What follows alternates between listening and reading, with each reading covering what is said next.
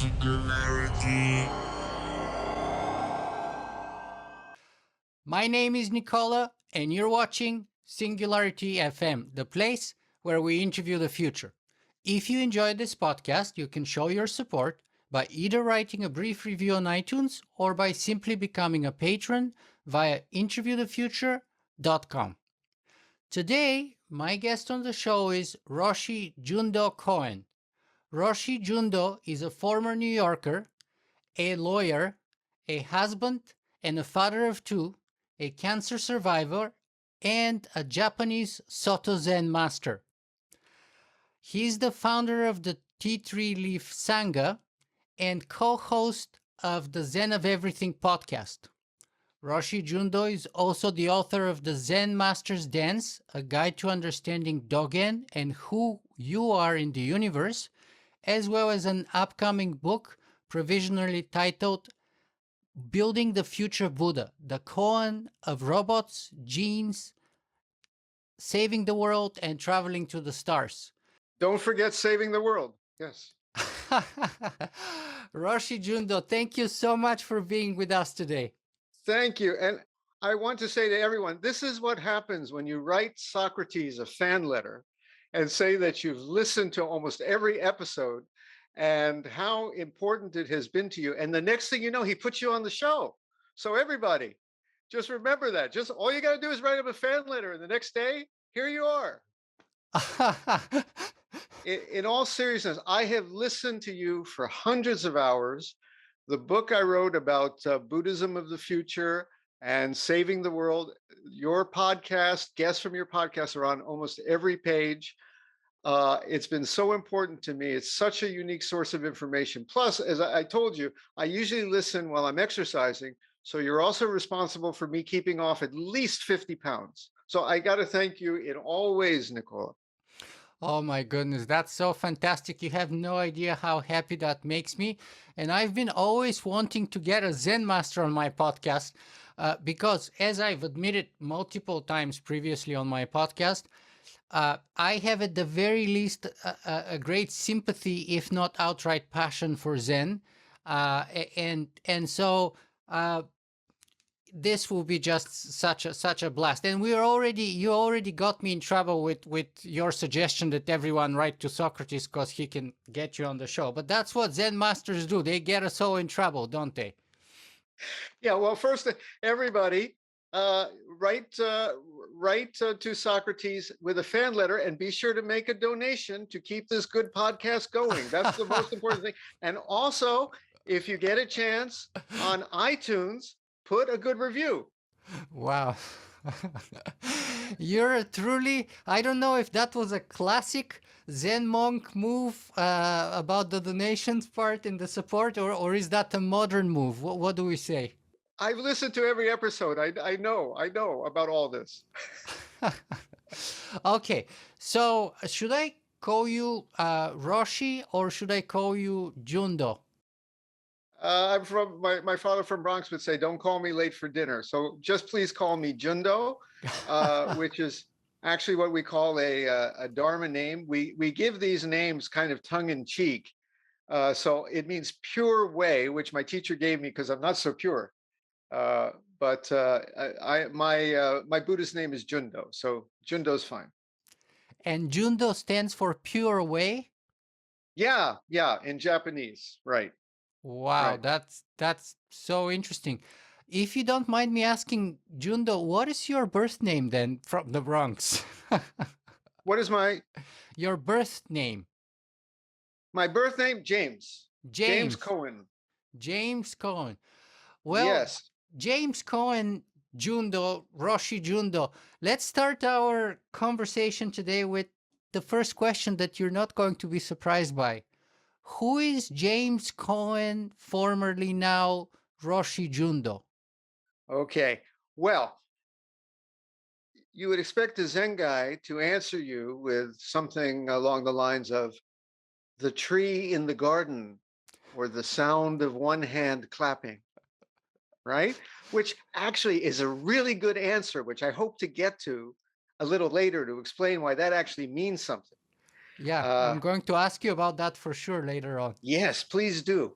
But basically, I am a kind of neurotic Jewish born fellow who came from New York, who went to law school, and at the age of 20 was very confused about who I was and where I was going in life. I was in a very competitive law school. I was going to Duke, and they had us arguing about everything. You know, a lawyer can argue about anything. It depends who's paying. We'll argue anything, any side. You know, we don't care. And but I didn't know who I was. I was smoking too much. I was overweight. My dream of happiness was to have a red sports car. You know, I was very confused. And then somebody said, while I was in law school, come to the Zen group, sit down here, and put it all down. Put down the arguing, put down the worry about where you're going, put down who's right and who's wrong, and just sit quietly. And the contrast was obvious to me at that point.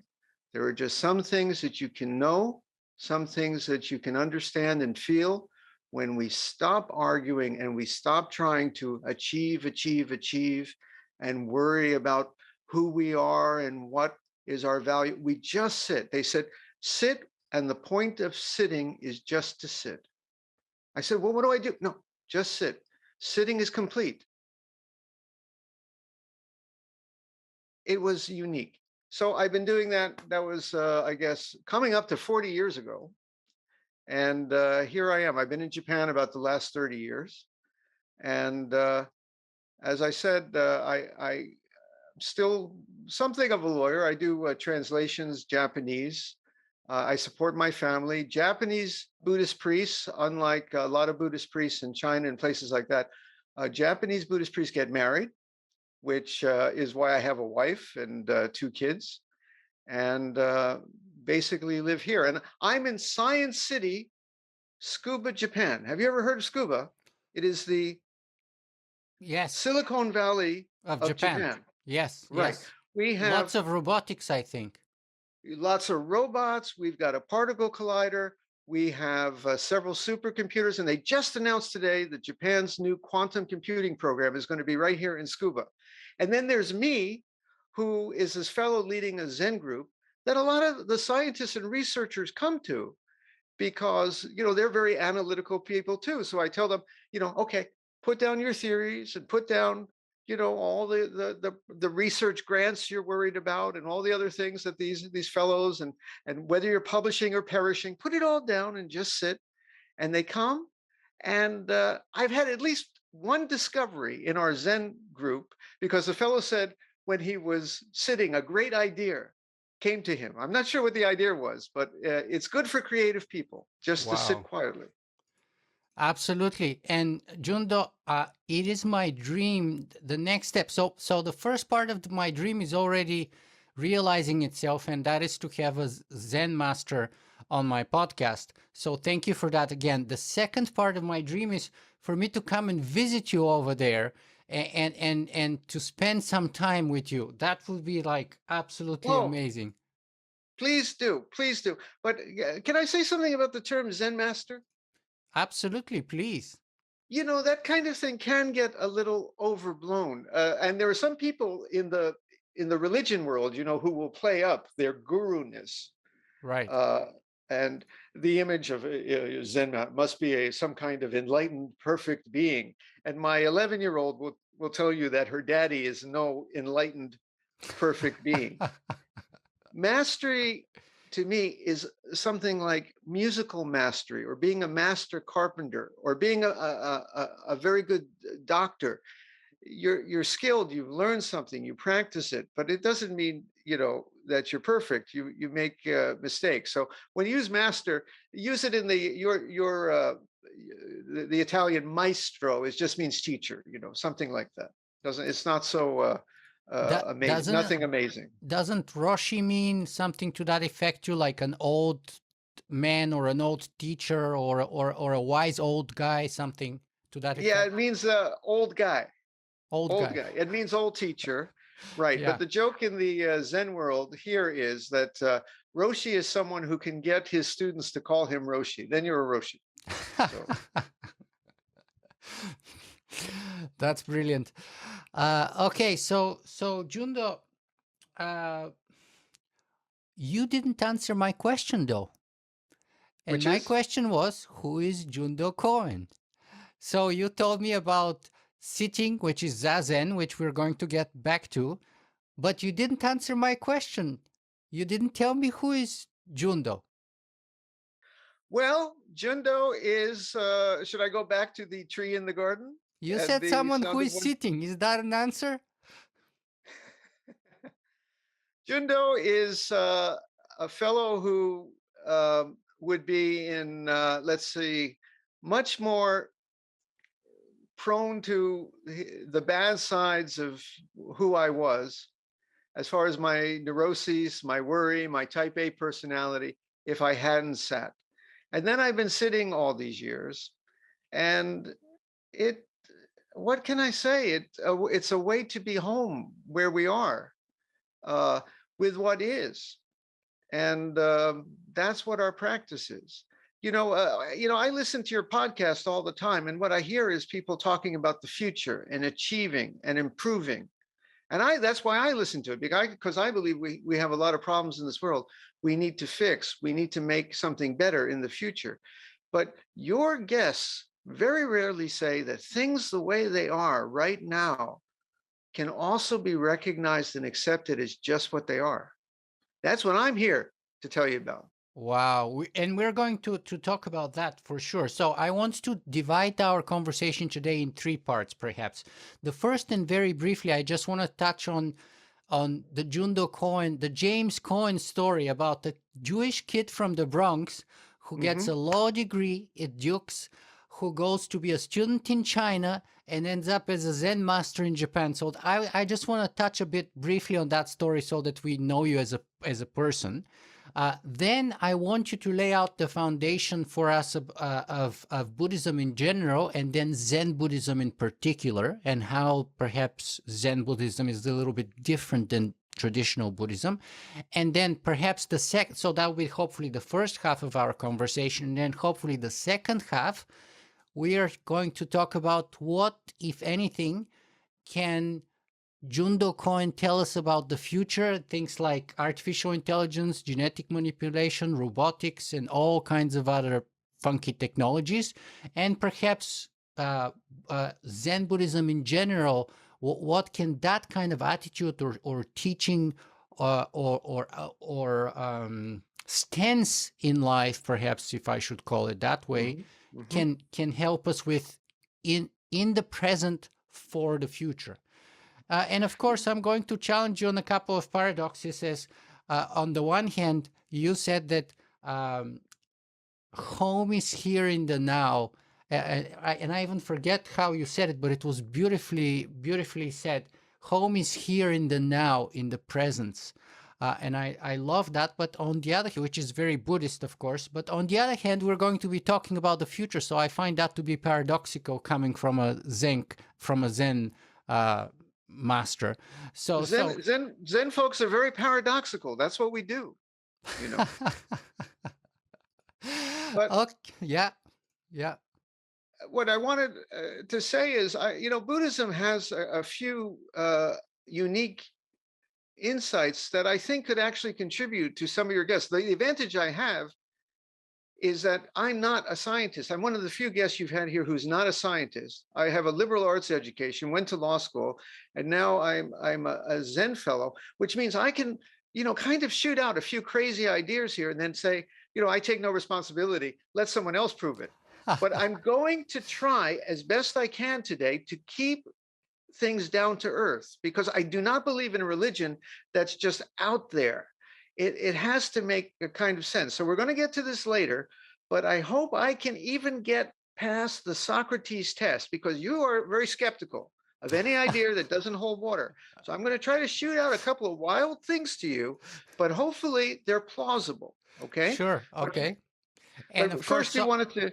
Socrates is not about telling others what to think, but simply being the midwife to other people's great ideas, hopefully. So our audience will be free to, I'm not going to hide my opinion, of course, as usual, but I'm Right. not going to impose it on anyone. So my audience will choose and pick and decide for themselves. But yes, going back to the Jewish kid from Bronx, Right. how do you end up as a student in China after a law degree? So let's say you did your law degree, you had that kind of Jewish American kid dream to go to law school. You went to Duke, Hmm. which is a great, Ivy League school. I'm sure you were going to get the red sports car eventually. I don't know if you ever got it, but I'm sure you were going to get it eventually. All lawyers could afford a sports red car. And yet somehow you went on a sitting Zazen meditation class, it seems, from what you just told me, and you ended up uh, doing a stint as a student in China, studying what? Yeah. Yeah. Well, Duke, thank you. It's a very good school. It's not Ivy League, but it's a thank you.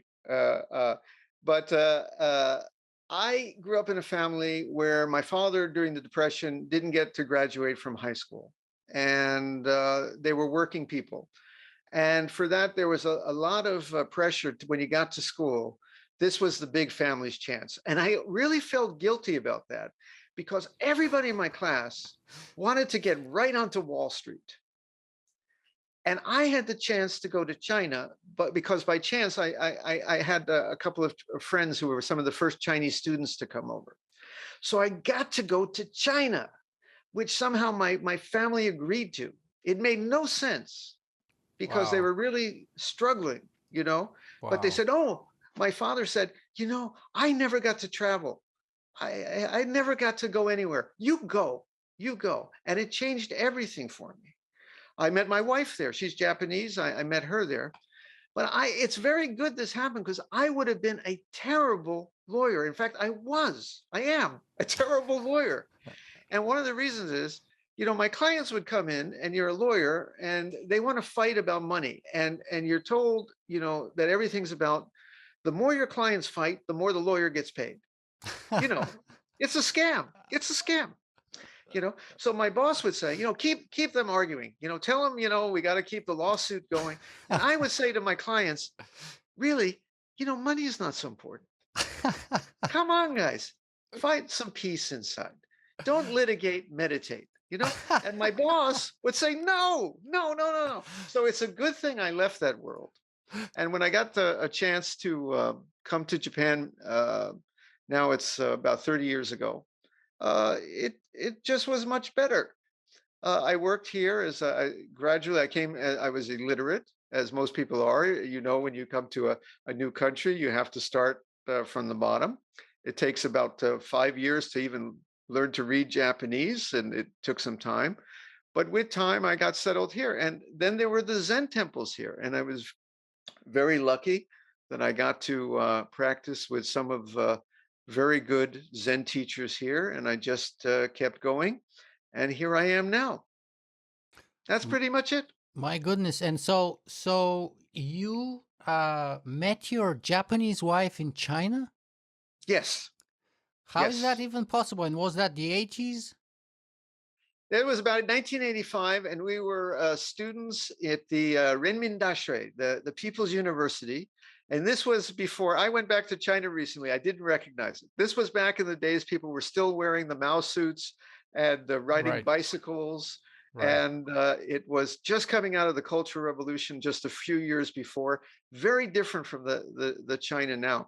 So right. my wife and I were in the same dormitory, and she spoke a little English, and I spoke basically a very bad Chinese, and we somehow communicated, and now we've been married almost, 28 years. So, What were you studying there? good question. I was supposed to be studying law, but again, that was not my real interest. So my real interest was just the culture and the people. And in those days, China was just opening. You could get on a train. You could go anywhere from Tibet to Xinjiang. Xinjiang now, is terrible. It's having great oppression now. Uh, there are talk there that the Chinese government is really clamping down.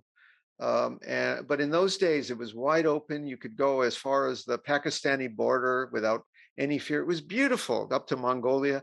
So we just traveled and saw the country.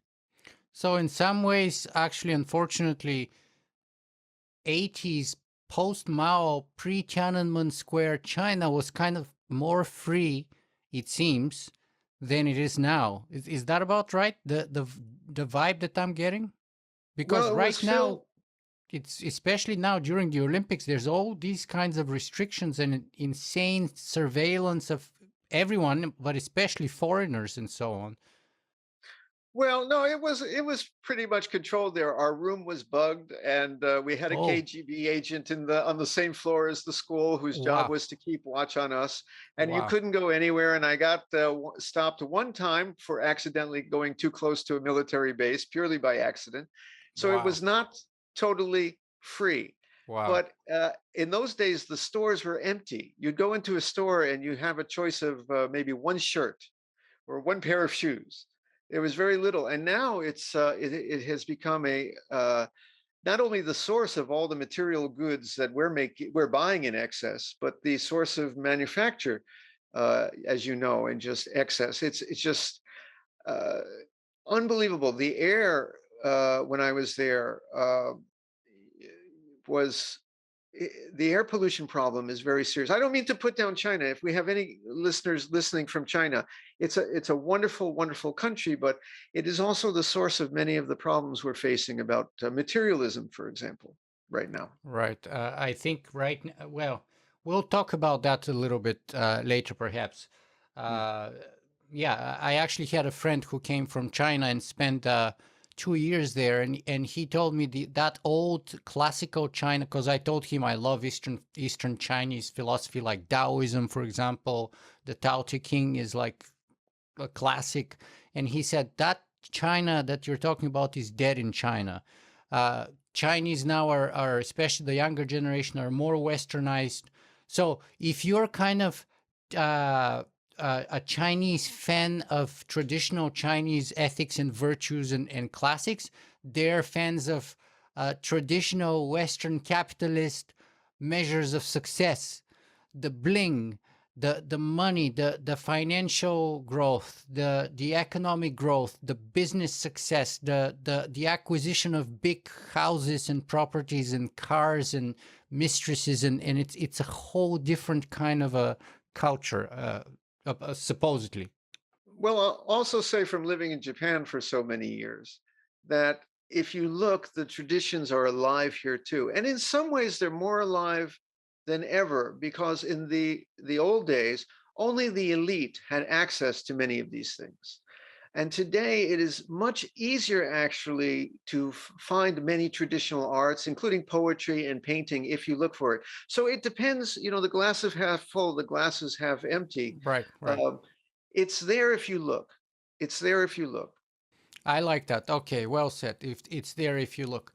Very well. So, okay, let's.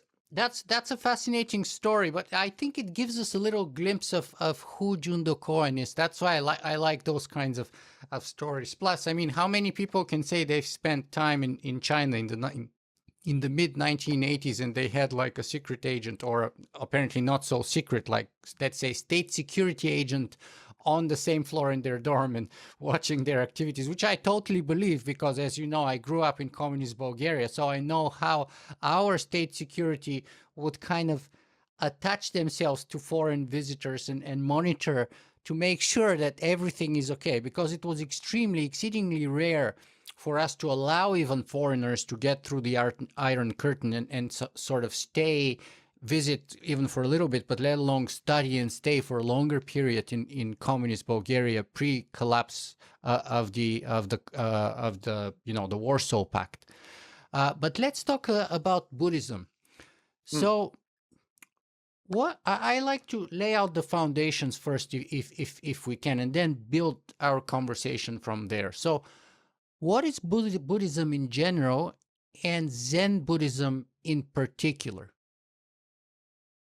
All right. Well, Buddhism is actually a religion, much like any other, that is filled with some incredible beliefs that I would struggle to believe in. For example, people have an image that Buddhism is a very modern, scientific, science-compatible religion, and it can be. That's one of the points of my being here today. But there are many aspects to Buddhism that are just fantastic. For example, did you know that traditionally most Buddhists, and many still do, believe that the world is flat? And I've there's a heard that, but giant, I didn't know it's the traditional view. yes, yes, there's a huge mountain in the middle, and we live on one of the four continents. There's only four on a flat earth that surrounds this mountain called Mount Sumeru. And basically, at the high levels, there are various gods. And if you go down, there are various hells that are as fire and brimstone. They would make a Mississippi preacher blush. And we have beliefs, for example, that if you do bad in this life or in a previous life, you're going to eventually have to pay the price. You're going to come back as a snake or go down to one of those hells, you know. So it's filled, people, you know, I'm here as a Buddhist to say that not everything about Buddhism is modern compatible. I want to say that, but there is much that can be. You don't have to believe in all those things. For example, as I tell people, Zen Buddhists, which I represent, we accept what is. So if science tells us the world is round, then it's round. And if science one day tells us the world is flat, we're fine with that too. We're fine with whatever. So that's why it's science compatible, because we accept what is. And if we find out that there is no coming back as a snake in the next life, we say, concentrate on this life. But let me get, the Buddha was a man, a human being who lived in India about 2,500 years ago. And some compare him to a philosopher or a psychologist because he has some recommendations about human suffering. He knew that our divided thinking that we are opposed to the world, creates friction, creates disappointment, creates fear, creates sadness when we lose. And he found a way to reverse that division and friction so that a lot of, well, all the suffering from a certain standpoint can kind of evaporate. So that was the Buddha's original teaching.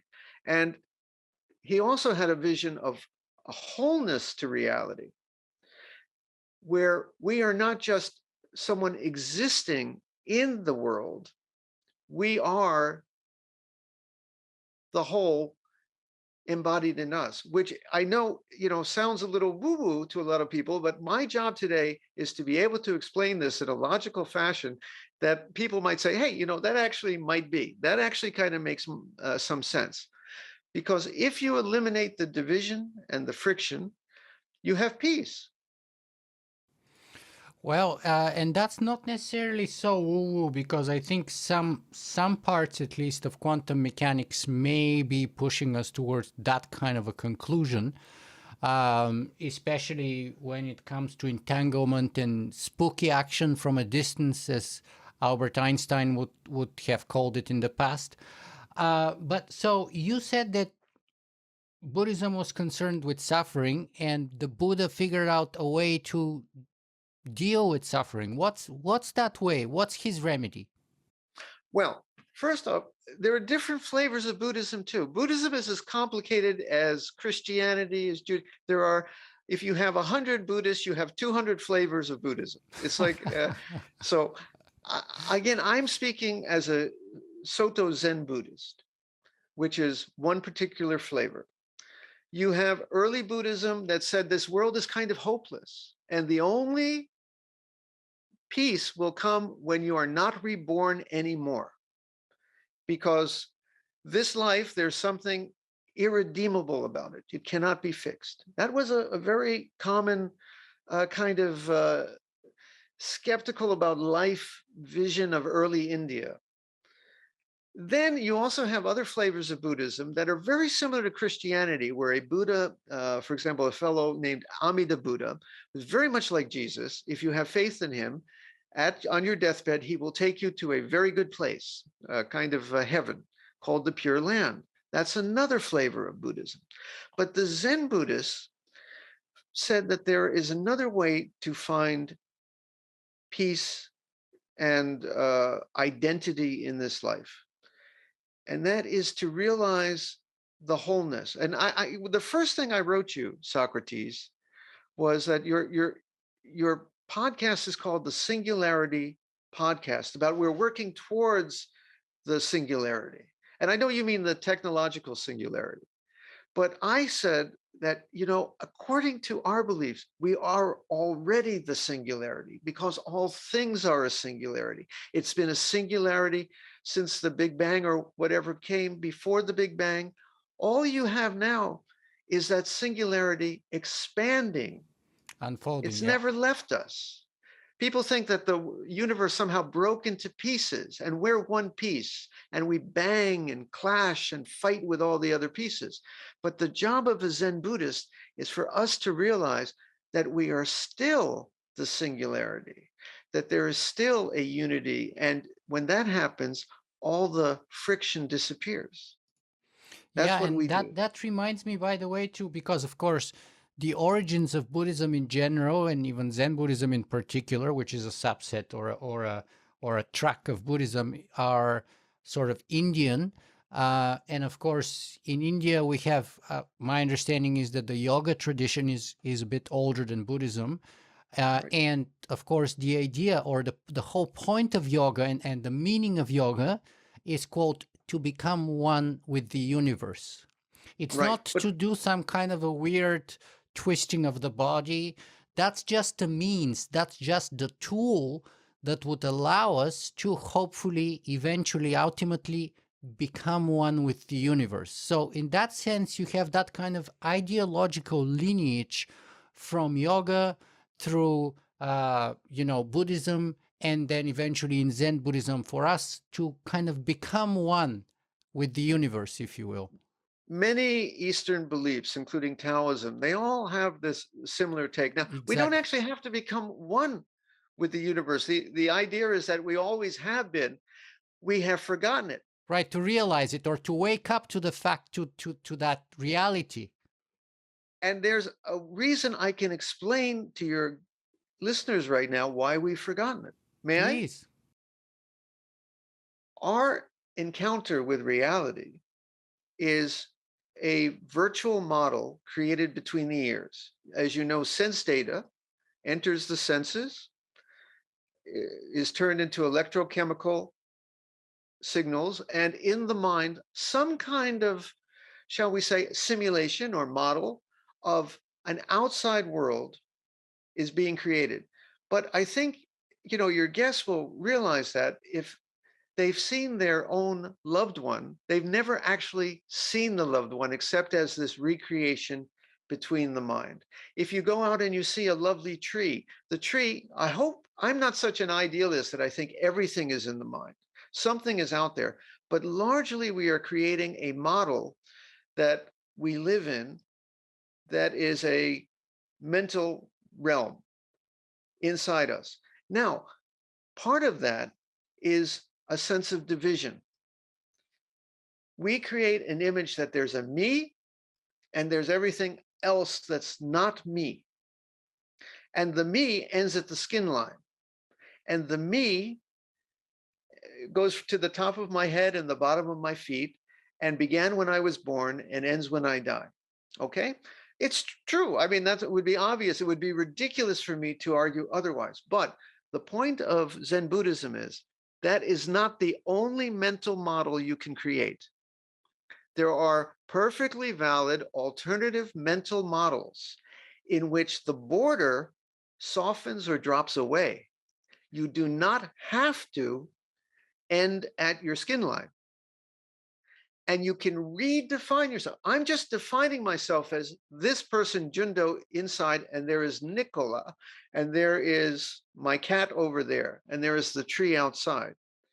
But it is perfectly valid to also say that we can redefine ourselves to include the cat, to include the tree, to include Nicola as one great whole thing, which is what we are. Why not? Why do we have to say we're only the separate individual? Why can we not also see ourselves as the whole kit and caboodle? I think it was Rumi, the poet Rumi, who said, "You are another version of me. I am another version of you." Yes, we believe that, in fact, the mind, for example, is not only now, people think I'm going to talk about some woo-woo cosmic consciousness. I don't want to go there. I can tell you, though, in a perfectly understandable way, that your mind is not only what's happening between the ears. And I think a lot of neuropsychologists today would not disagree. In order for you to experience who you are, you have to have an outside world to relate to that gives you definition. For example, I see a tree. It's a green tree. It's a beautiful green tree. And I'm assuming something's out there, some, let's say, configuration of atoms. But the name tree, the definition of tree, the experience of greenness depends on the photons encountering my eyes to create within me an experience of green that doesn't exist unless it's the two of us dancing together. You need the photons, you need my brain to turn it into the experience of greenness. And then you need my personal judgment. Oh, that's beautiful. And then my hand reaches out, grabs an apple and eats it. It's a feedback loop. The mind is what's happening inside and the outside and my reaction to it. And that's how we define ourselves. And so, But let me ask you here just for a second, if I may, because there may be an interesting parallel with what people like Elon Musk and others have said here a little for a second. So in Buddhism, classical Buddhism, there is this idea of Maya, that everything is an illusion. Now, the modern lingo, the modern way of saying that same thing is either the simulation idea or the matrix idea, which is the matrix is a simulation, right? So are you saying that in Buddhism, we're thinking in a way, you're saying we live in a simulation created in, whether it's in our mind or kind of between our ears or whatever, we are creating that kind of a simulation. So it's all actually an illusion. yes. Now, when you say simulation, is there a simulator? Is there someone who created the simulation, or is it a natural phenomenon? I'm not going to address that here, but we are living in a mind-created simulation in which I don't know a percentage. I'm going to say the vast majority of what we encounter is not actually there. There's a fellow, Hoffman, who has the theory that we're living in a world that is like the icons on a computer screen. You see a file and you think, you click on that and the file opens and your data comes out, but there's no file there. It represents very complex processes that are actually happening in the computer that are summarized for us as the little icon on your desktop. Well, it's very similar to us. I can give you the most basic thing we see. For example, a toaster. I get up in the morning and I see a toaster, and we're sure what can be denied about there being a toaster there? But the toaster, as your guest, I saw Noam Chomsky might say, is basically a name and an idea that we have appended to some, let's say, a physical process that gives heat, that does something to carbohydrates, which we put in our mouth, which apparently feeds ourselves. But we have come to call this thing a toaster. There's no toaster there. There's something there that produces heat, but the rest of it is our own adding on. A baby is not born with an idea of a toaster. A space alien who came, who never ate toast, would have no idea what he was seeing. But we share the common language. We share the common human brain. We share the common experience. So you and I are convinced in our mutual dream, our mutual illusion, that there are toasters. And we're both living in delusion. There are no toasters, my friend.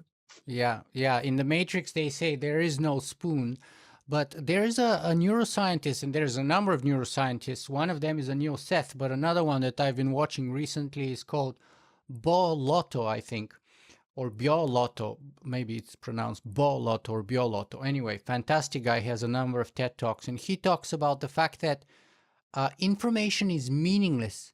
It's all the context that gives it meaning, and the context comes from us. It's not contained in the information. So again, as you described, the idea of the toaster, the context surrounding that machine which burns out carbohydrates comes from outside the machine. So without that context, that machine, that item has no meaning, right? We are living in a kind of shared dream. Now, it's not a dream like when we sleep, because if I dream right now, I'm going to levitate up in the air. I don't think it's going to happen. So this is a dream that seems to be constrained by certain physical properties, like the law of gravity. There's a certain predictability here. It's not that whatever I think is going to come true, but a lot of this is a mental realm that we are creating, and sometimes we create it in ugly ways. If we have a heart filled with anger and violence, we create a nightmare. If we have a heart that's filled with peace and generosity, we can create a good dream.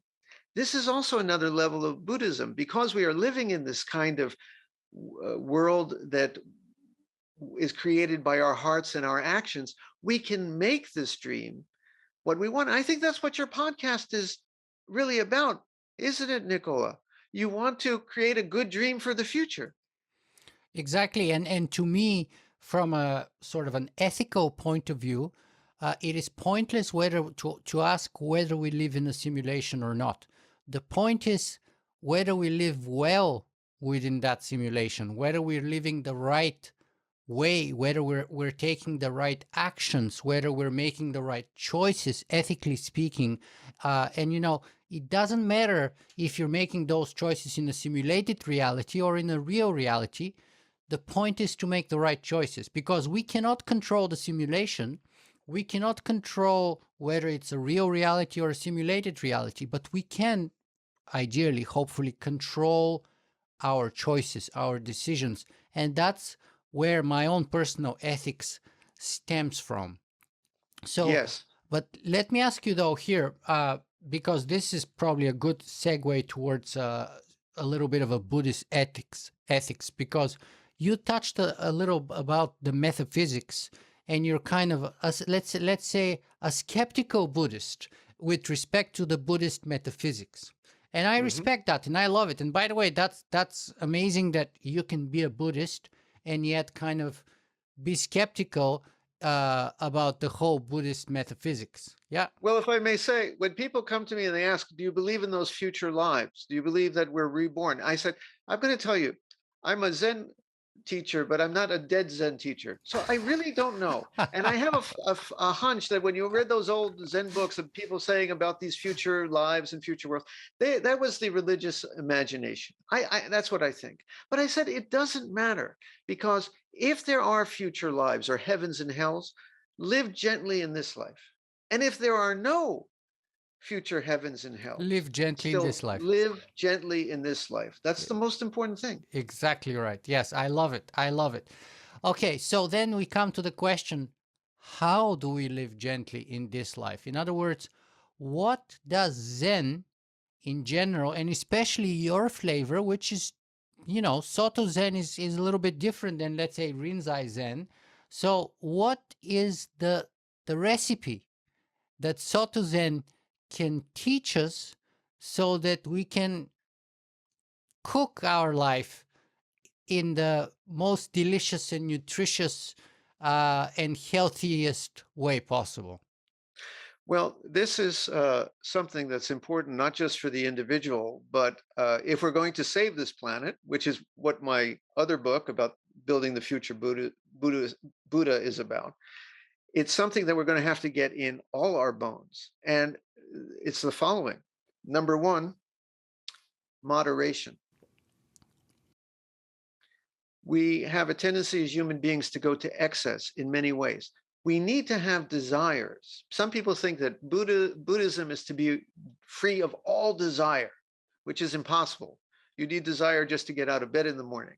You need desire just to put on your pants. Uh, we wouldn't have gotten to the moon without desire. People think that the purpose of Zen is just to sit there staring at a wall, free of all desire. Well, we would starve. We wouldn't achieve nothing. Our, uh, so desire itself is not a bad thing. Excess desire, what we call greed, the insatiable desire, and the frustration that comes from that, and the violence when my desires are frustrated by you, and I'm going to beat you over the head for it because you are taking something I want, or you are disappointing me. This is the problem. We have to be free of violence and anger too.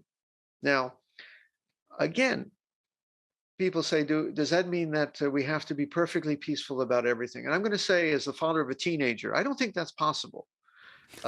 Because, you know, it's okay. It's okay to be, as a human being, a little upset, or, you know, we have social problems. And people say to me, can I protest? I feel righteous indignation. I say, a little righteous indignation about the problems we have in the world is fine. This is the human condition. This is fine to be a human being.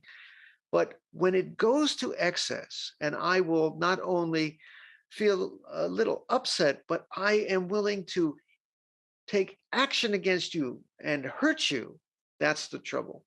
We have to moderate.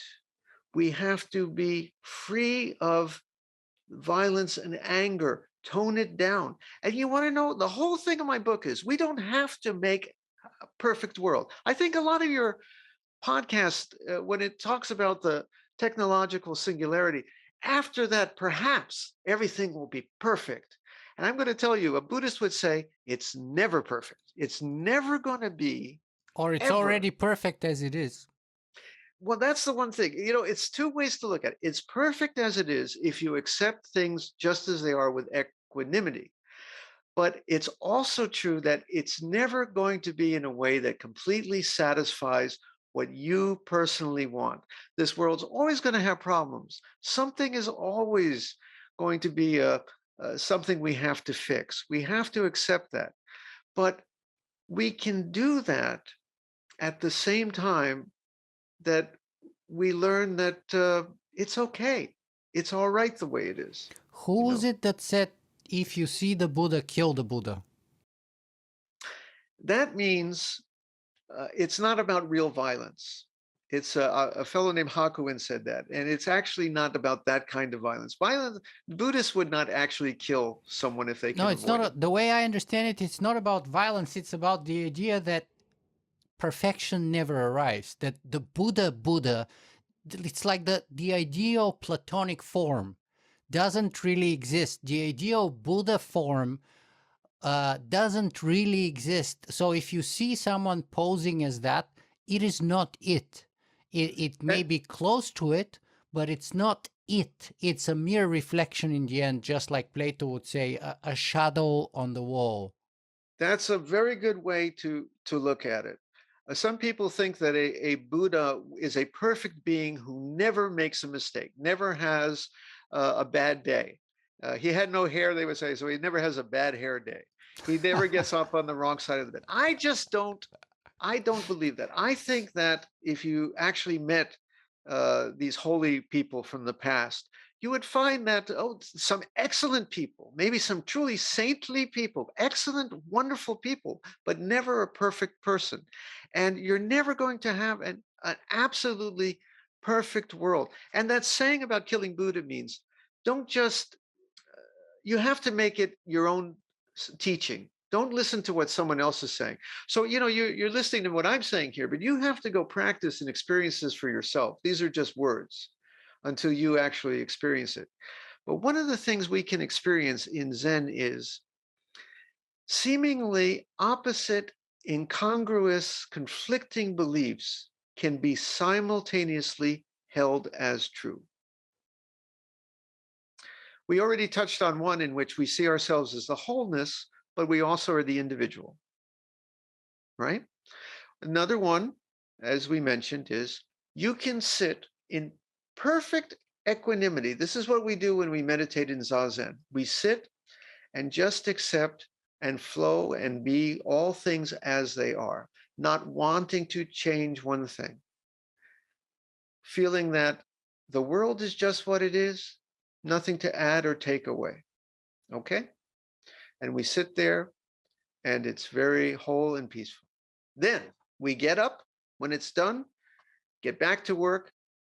This world has some problems. Let's go fix them. You have projects to build. Let's reach for the stars. We can do both. And sometimes I listen to your guests and I say they know one, but maybe they could use to know the other. I'm talking about those life extension people, for example. Okay? I'm all for life extension. I'd like to live, I think, 140 sounds good. I don't know. I don't want to push it too far because, frankly, I think there's going to be a problem there. If we push it too far, what about the people who never get to be born if we don't make room for them? So it would be selfish to go on for too long, you know. But 140, that would be good if I get a chance. But if you're going to live to 140, please learn to be content every second of the way. Every second of the way. How do you do that, though? Because as Epicurus says, for those for whom enough is not enough, nothing is enough. I compare it to climbing a mountain, which is, let's say you're at the bottom of the mountain, you want to get to the top and to the other side. That is our life. We get up, we have things to do, we want to build. Many of your people, a lot of Silicon Valley people, they're designers, they're movers and shakers, they're thinkers. That's good. They're climbing the mountain. But you can also learn that every step of the mountain is its own arrival. You're just here, and you're just here, and you're just here. And you might find on the twisty path of life, sometimes it goes ways you wish, sometimes it goes ways that are not so pleasing. You can still learn that every step is just what it is. It's all the mountain. And, you know, to get a little wooey, we Buddhists also believe that we find in that great wholeness, the mountain is also you walking. You're walking the mountain, you think it's you, but it's also the mountain walking up your feet. It's all one great thing, we think. And this is what we experience. Yeah, and you know what? I had a very good lesson just on what you're talking about, just like before we started this podcast, because you know you're in Japan, so we started the interview at 9:30 p.m. your time, but I was 7:30 a.m. my time, and I had like a very bad night of sleep for a diversity of reasons. I had a bad migraine, and so my dream was like my hope was like after having a restless night to just sort of wake up and wash my face with really really cold water to wake myself up, then make myself a real good tea. And of course I wake up and it turns out for whatever reason our building has no water, so no running water, and I can't even wash my face. And of course my wife, now lucky for me, I grew up in communist Bulgaria, and we had issues with not so much with water because we had lots of water, but with electricity. And sometimes when you lose electricity, you know, if you live up somewhere up on the higher stories, you don't get water too. So anyway, I'm kind of mentally more okay with the idea. My wife immediately basically got downstairs to the parking lot, got in the car, and went to her mom's house because she has to, you know, take a shower in the morning, do her hair, and she has a whole busy day, and she can't have that productive busy day. It can't start right unless she has water. Basically, it's impossible. So she went to her mom's to do what she's used to have done every day before she has a good day. And you know, I'm wasted. I couldn't have, you know, tea. I couldn't wash my face. You know, I struggle with it. But then I was like, you know what? I'm just about to interview a Buddhist Zen master on my podcast who seems like a great guy, and I'm going to have a blast. And I'm going to enjoy it. And yes, maybe I'm not at my best. I'm a bit wasted. I didn't sleep. I couldn't even wash my face. I was rushing around like a headless chicken trying to set up everything here at 7:30 a.m. in the morning. It is what it is. And I'm It going is to what have it a is. blast. And Now, as you said in the beginning, home is here now.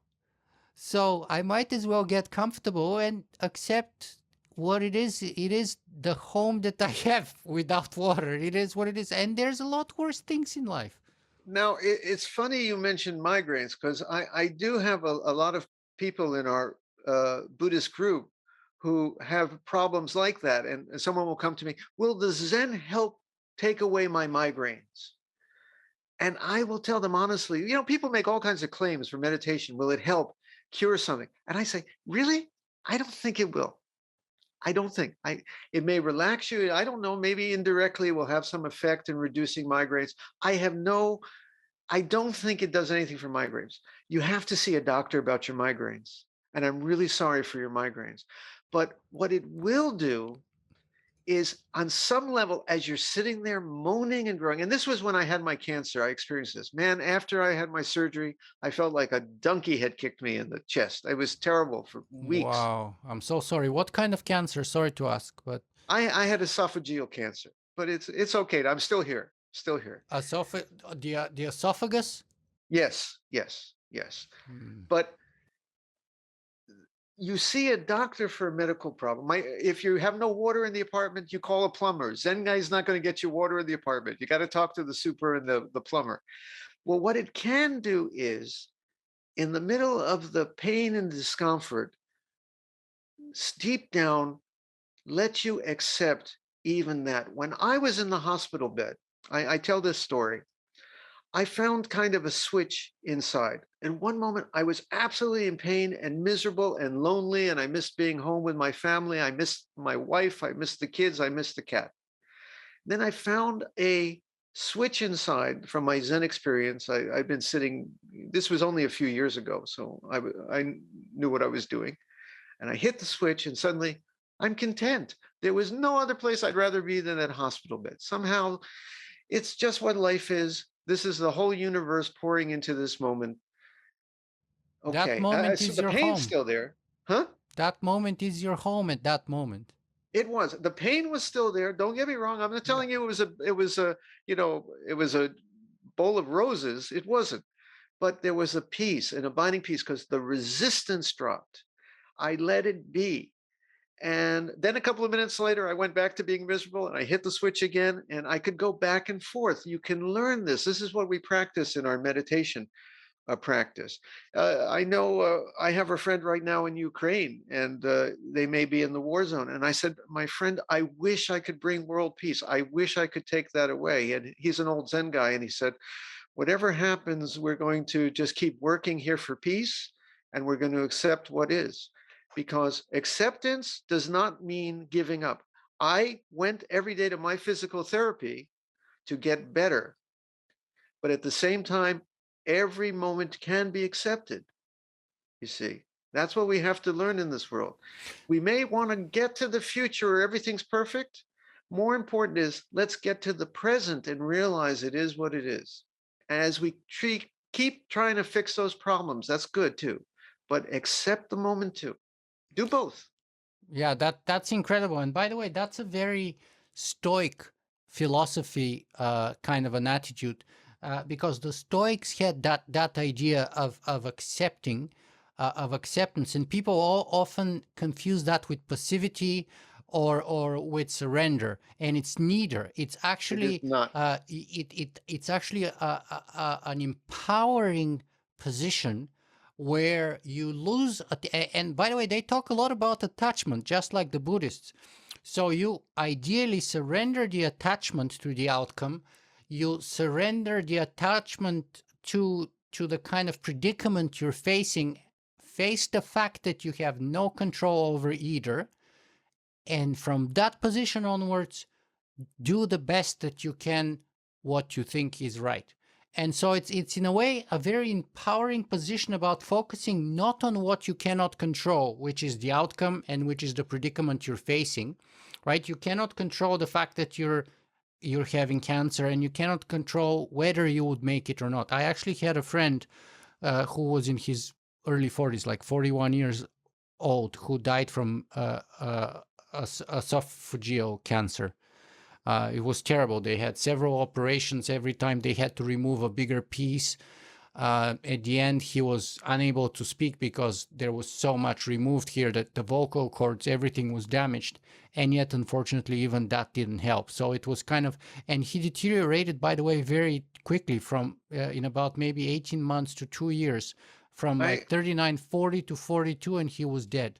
And I it was had a horrible. friend who was a longtime Zen practitioner who had a cancer much worse than mine. She had stage 4 and it was eventually terminal. And she went through the chemotherapy and she went through it all. And part of it was so difficult for her, as you can imagine, but there was a part that accepted it every step of the way. You can do both, folks. This is the lesson. You said Stoics. Marcus Aurelius was an emperor. He was a mover and shaker. He ran Yeah, the Roman Empire. yeah. And yet, he was a Stoic who also accepted conditions.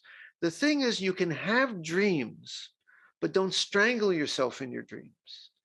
You can have goals, but also learn at the same time as having goals that one can be what we call goalless. When we sit, we put down all the goals, all the needs, all the clutching. You can do both at once. You can have goals and also a heart which is content and goalless. It's not an either or. People think it's either I have goals or I don't. Either I know peace or I am fighting for something, I'm working for something. No, you can work for something and know contentment at once. You can have goals and also this other part of you. Right? I compare it to, we see life out of two sides. Let's say you saw life out of the right eye. I'm a mover and shaker and I got things I'm working for. And out of the left eye, contentment, and there's nothing to change and there's nothing to work for. And you open both eyes together and you see the world with a certain clarity where you can be a dreamer and you can be a planner and at the same time know this taste of nothing more in need of doing. It's not an either or proposition. Yeah, and that kind of a paradoxical attitude towards life. By the way, Epicurus was dying a very painful death, supposedly from kidney cancer. And he's famous for saying, "Give me a pot of cheese and I can compete with Zeus on happiness." So, in other words, he would say that you really don't need that much to be happy. And supposedly that was true until the very last moment of his life when he was dying in his bathtub, supposedly from very painful kidney cancer. He was surrounded by a couple of his students, and he supposedly drank like a glass or two. He asked for a glass of wine or something like that. And he was very jovial and happy until the last moment. And then he took a couple of sips of wine and he took off. He was dead. Can I try something a little challenging here? Sure, please. Because I'm on a show of great rational thinkers and skeptics. I want to propose to you an alternative take. This is a Buddhist take, a Zen take on birth and death, where I can, in a few sentences, kind of convince you that we don't die because we were never born. Now, this is, again, I don't want to get into religions and spirits and souls. This is not what I'm talking about. I'm going to say something so simple that people say, well, from that perspective, maybe he's got a point. Okay? Please. Give me a minute. Sure. Okay. If you define yourself not only as the individual, but as the whole, then so long as the whole keeps going, you keep going. What do I mean by that? The classic example is the wave which appears on the surface of the sea. The wave is just, of course, the sea flowing, and a wave appears, exists for a time, then fades back, crashes on the shoal. This is similar to our life or anything that comes into existence or vanishes.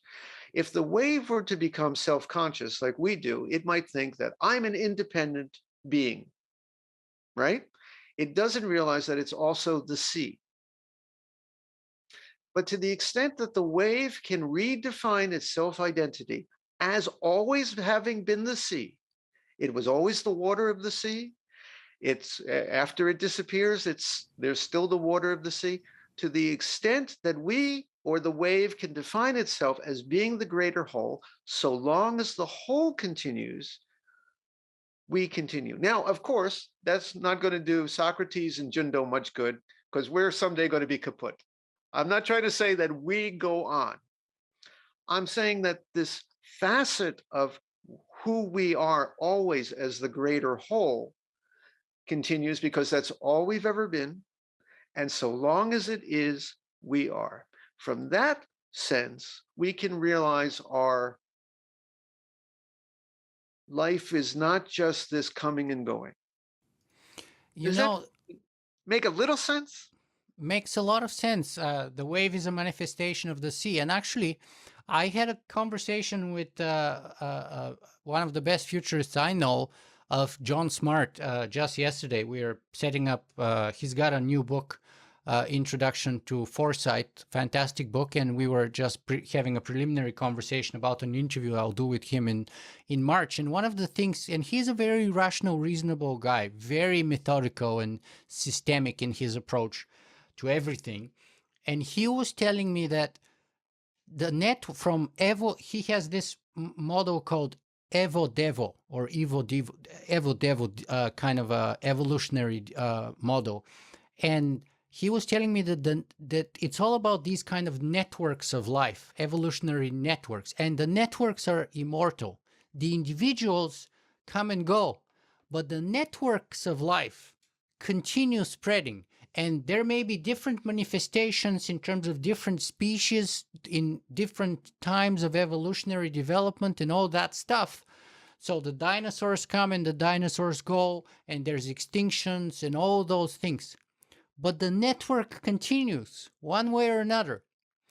And so actually, what you said about the wave being a manifestation of the sea makes perfect sense, because John Smart would be talking to us about that Evo Devo model, and how the network is kind of immortal, even if the individuals may not be. Biology, it makes this very clear that the tree is part of the forest, which is part of the greater ecosystem. The mistake we might make is we think we're just part of the ecosystem, where the Buddhist might say, no, we are the ecosystem in microcosm. We are an expression in one place, you know. We are the universe in one, as much as the universe is us, kind of deal. Yes. I like to say that we have a strange way of looking at reality in Buddhism. This is also Buddhism has a certain logic to it. It's just not our ordinary logic, which is why you have all those strange koans, like I said, the sound of one hand clapping. But here's an example. Usually you say that Socrates has his left hand and his right hand, right? Okay. And the left hand is the left hand. It's not the right hand. And the right hand is the right hand, not the left hand. And this is how we look at all the separate things in the world. The Buddhist would say that the left hand is Nicola, is Socrates. And the right hand is Socrates. It's an expression. It's Socrates in a certain place, in a certain microcosm. So the left hand is Socrates. The right hand is Socrates.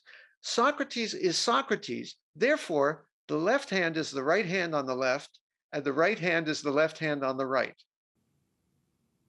Yeah, that's just like Rumi's thing, Rumi's verse that you're another version of me and I'm another version of you. It's brilliant. Only this is just about kind of like the whole in the one and the one in the whole. Now expand that out to every moment and thing and other sentient being in the universe, and you find the same. Each is, for example, I am an ant who is sitting here talking to Nicola, and the ant is Jundo in the anthill. This is how we see it, and it's very difficult for modern people to get this perspective, but it's true. Every part of you is you, and therefore is each other. Carl Sagan used to say, "We're all stardust." Yes. Which kind of also pushes us towards that direction, that we are the universe right here, or we are stardust from long dead stars.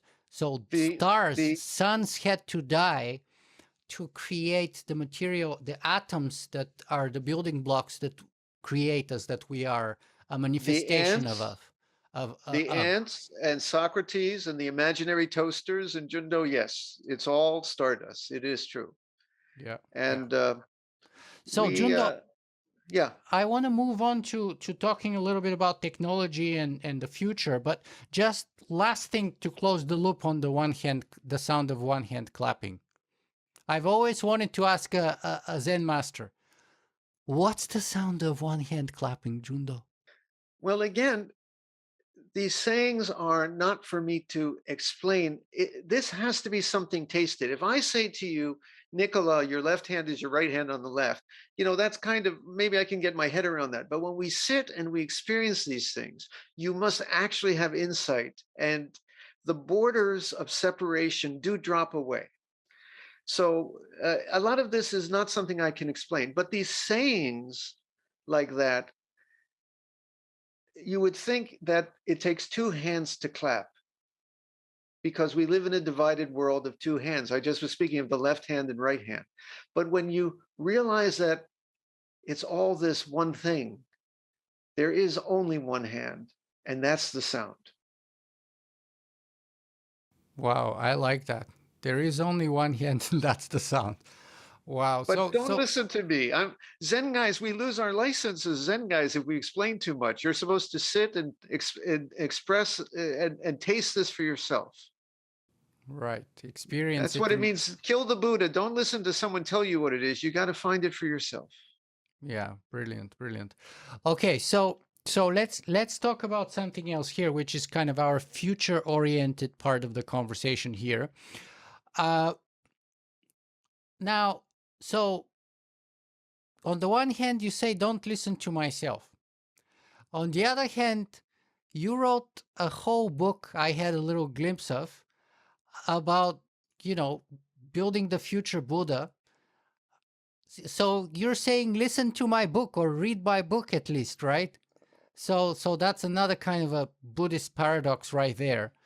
But putting that to the side a little bit, what can Zen Buddhism in particular tell us about? Let's start first with the biggest problems that humanity is facing today, perhaps. What are the biggest problems that we're facing today in your view? Are they really problems? Because, you know, uh, I think it was Slavoj Žižek who said that philosophy is that which tells you that it's that which never solves any problems, but simply shows you that the problem you thought you had, you never had, or it doesn't exist, or something to that effect. And I think that's kind of like, you can say that about Buddhism in a way, right? The problems we thought we had, we don't really have and didn't exist in the first place, so we don't have to solve anything really in some ways. No, we got problems, baby. We do. Oh boy. I told you we accept everything as it is, so there's no problems. But from the other eye, oh boy, do we have problems. And those problems basically come down to a couple of things: uh, excess consumption, greed. We don't know how to be satisfied with enough. Buddhism teaches us that there's a healthy, moderate enough. I don't need 27 pairs of shoes. I need one pair of shoes at a time, a good, comfortable pair of shoes. I need healthy food. I don't need to stuff my face. I don't need to buy and buy and buy to be happy. And we live in a world that's giving the lesson that you have to consume and consume and consume. We do not know how to be happy with moderate amounts, which is leading to other problems, such as that global warming thing that is, I would put at the top of my list for one of the great problems we're facing. And violence and cruelty and a lack of sharing and concern for others. And this is where I think I wrote the book about Buddhism in the future, because I think Buddhism and all the other religions and all the other humanist philosophies have kind of failed to improve the human condition on these fronts, to make us more generous, more peaceful, more giving, more moderate. That's what they've been trying to do for thousands of years. I think all the great So how do preachers we have said. become, how would Zen Buddhism in general and Jundo, Roshi Jundo in particular, help us be You, happy with less, to do you want the be traditional answer or the answer in my book for the future? Which would you whatever like you first? think is the right one? I don't know. Let me give you the traditional take. The traditional take was, if you went to a monastery and you meditated and you moderated your emotions and your desires and lived very simply, you would know some peace. And it's true. And it's very effective for many, many people. The trouble is, it's not effective for society as a whole. I think it did make some people live in very healthy, moderate ways. But obviously, as you said, with all the Chinese monasteries, it hasn't worked for the rest of China. Or the rest. I'm a teacher here in Japan, and it hasn't worked for Japan. This is a place of consume and consume and consume and buy and buy and buy. They're pretty peaceful folks generally here in Japan for the most part, but human violence still exists. So we have to say, how do we spread this message in the future? That's what my book's about. So Building the how? future Buddha. Well, I'm gonna get there. First off, I want to say I don't think that we're actually doing too bad. I think for the most part, we're living in a society where we are succeeding, for the most part, in greatly reducing poverty. We are finding cures for many diseases. Wars still happen, and we have terrible weapons. If we make a few small changes, this world really could be much better. It's not going to be perfect, but all we need to do is moderate our desires. Yeah, I know I make it sound simple. All we need to do is moderate our desires and learn to be peacefully, live peacefully. And here's where I'm going to say something that is a little controversial, perhaps, and maybe only someone of Jewish heritage who lost actually some relatives, a little distant, but in the concentration camps, to people planning the human race could say this, because I'm so hesitant. We have to change perhaps the human genome so that we are satisfied with more moderate consumption and desire. And Wow. I think so.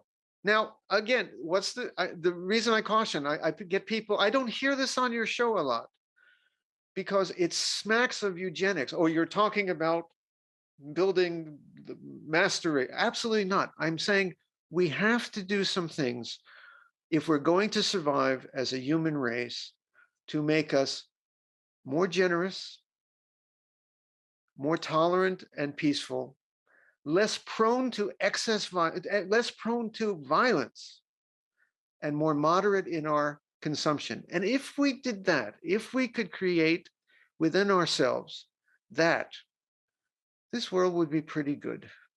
Not perfect, but pretty good. But that's kind of let me so I want to challenge you here at two levels.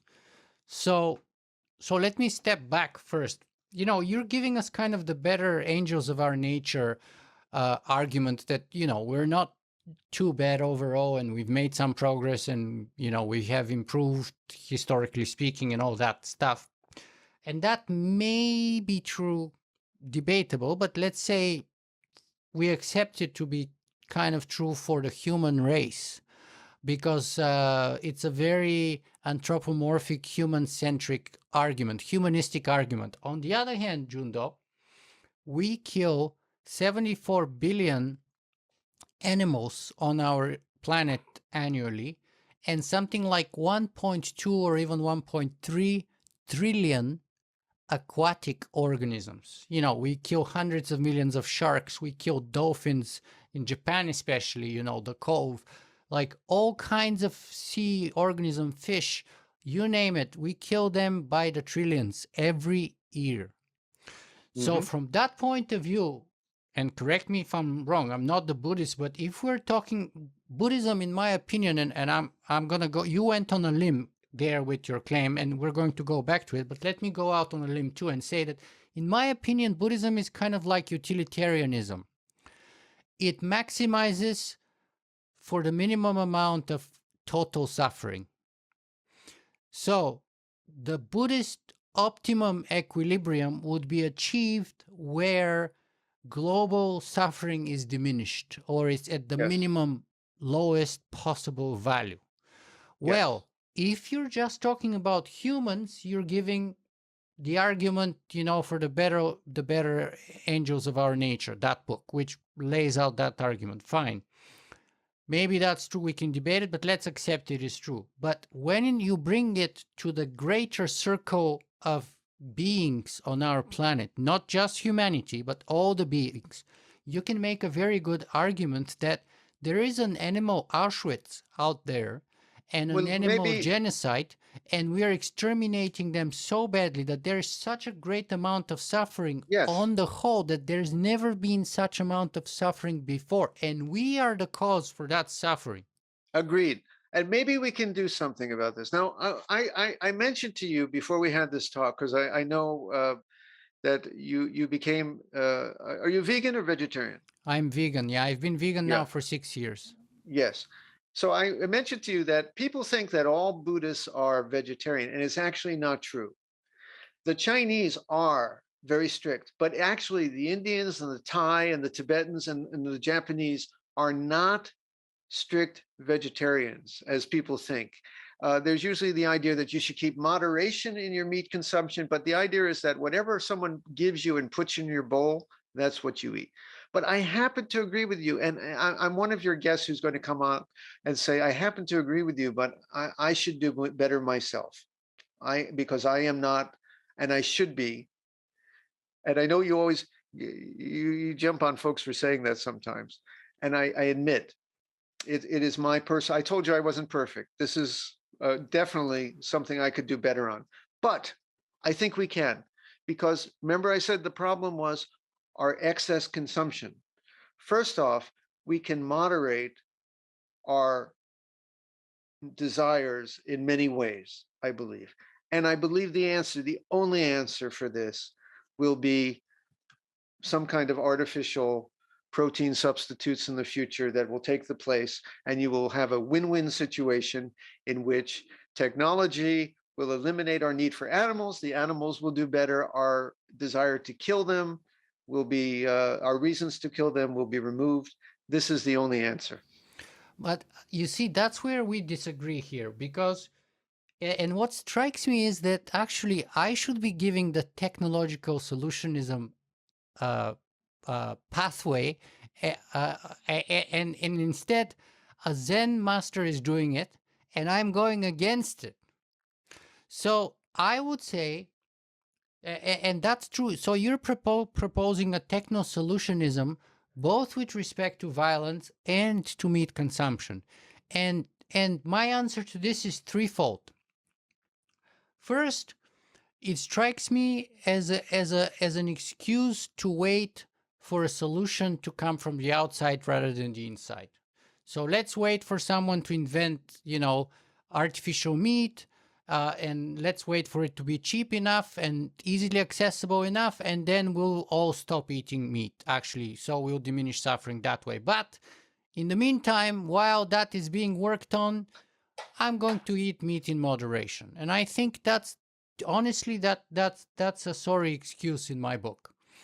Secondly, it's a very anthropocentric argument, because think about it this way: if we are dealing with AIs and alien intelligences, as we might one day, and they don't have what we have, what we call humanism, but they have alienism and AIism, and let's say they say, we're not going to kill humans excessively, we're just going to kill them moderately, and we're going to maybe consume them, or maybe for sports, or for fun, but we're not going to do it excessively. We're not going to put the human race in danger. We're just going to kill, as many as we feel is a moderate amount of people, number of people, a few billion here and there, but overall it's not going to put, and actually we're going to bring, equilibrium to the whole planetary system, because their population growth is kind of maybe getting out of whack right now. So we're just going to kill a Yes, few billion people. I've often said I hope the future AI and the space aliens who come visit us, they're all good Buddhists, because we're the ones on the receiving end, and we may be the future test animals and the future pets and the future uh, uh, lunch. So I agree with you completely, and I wish I had the answer about how to change the human condition. But let me give you the answer, and you tell me if I'm wrong, because I was like you, and like most of my viewers for most of my life. I was 39 years old when I embraced veganism, and I grew up in a Bulgarian culture, which is very macho, very kind of eat everything meat, etc., all the time. If you can afford it, especially, it's considered to be, success, a sign of success if you can eat meat all the time, right?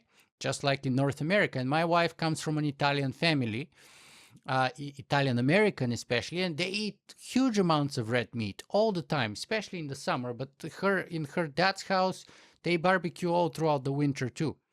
And there was a time when I would go to my mother-in-law's house, and we would have, I would have 3 burgers. And when she sets the table, they're a big Italian family, so she sets the table for 12 people or something like that. She doesn't put 12 steaks. She puts 15 or 16 steaks on the barbecue, so that there is more, right? So that no one's going home hungry. That's the attitude, right? But then my wife has a half a steak. I'm talking before, right? Her sister had half a steak. Her mom has half a steak. And me and my brother-in-law, we end up eating 3 steaks, right? So that's All how things in moderation. All things in moderation. Well, fine. So the point is, though, I was that person who was waiting for the techno-solutionism until one day I decided to take responsibility for my own actions and say, Yes. I don't want to be a part of this anymore. And I made a choice.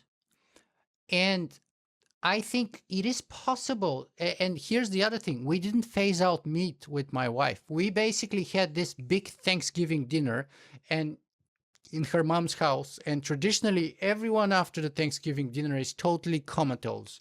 And everyone, like, you imagine 12 people fighting for 2 couches and just like struggling to play with the remote control to see what's on TV. That's like typical Thanksgiving. And me and my wife looked at each other at that moment and we said, we've had it. This is enough. We went home. I opened up the fridge. I took out the chicken, the butter, the milk, the yogurt, and I gave it to my in-laws and to her sisters. And we went cold turkey. All we have to do is convince, because what you did is great. And as I said, the practitioners of Buddhism in the past who were able to moderate their desires are great. The trouble is to spread this to millions and millions of people, billions of people in this world. This is the problem. But we can do it. Why not? Why not? And in a single behavior change can save us because it makes us healthier. My blood work has never been better than now. I'm down 35 pounds. I look now younger at 46 almost than I was 36. Nicola, we live in a world where you think we have a vaccine and we give it to people and say this will cure a disease and it's free, and people turn it down. People are not behaving in rational ways. Which is why I propose a crazy solution that may fix a few things. As I often say this. So what are you proposing? You're proposing to do a genetic manipulation so that we breed out or we engineer out violence. This is, by the way, very close to what some transhumanists, like the Hedonistic Imperative by David Pearce, namely, are proposing to out-engineer violence. First off, the wonderful thing is because I'm not the scientist, I can just kind of toss this out there and say, let someone else figure out how to do this.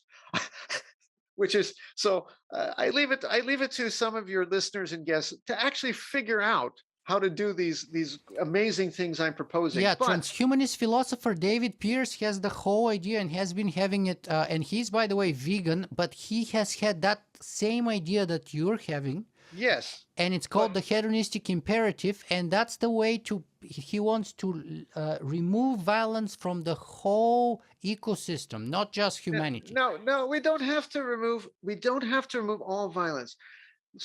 Most people in the population go about their day without getting so angry and so violent that they kill someone or they assault someone.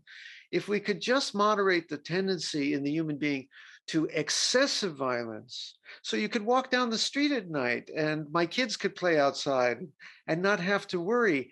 So I've proposed a couple of things in the book.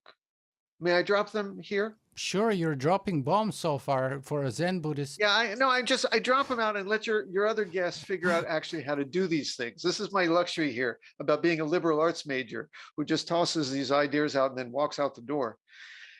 But I did volunteer. I am a lawyer, and I did volunteer in the prisons for a long time to know that the prisons are hellholes and lives are ruined and people are convicted and tossed in there. And You're talking about the American prison system or the Japanese? I would say anywhere in the world. It's just wasted life. Now, if we went to a system in which there was a small device that was implanted in the human body, deep down where it cannot be removed, and it detected, let's say, for example, child molesters. You had someone who has either been convicted of a first offense in a court with a jury and all proper civil rights, has been convicted, and he is given a choice.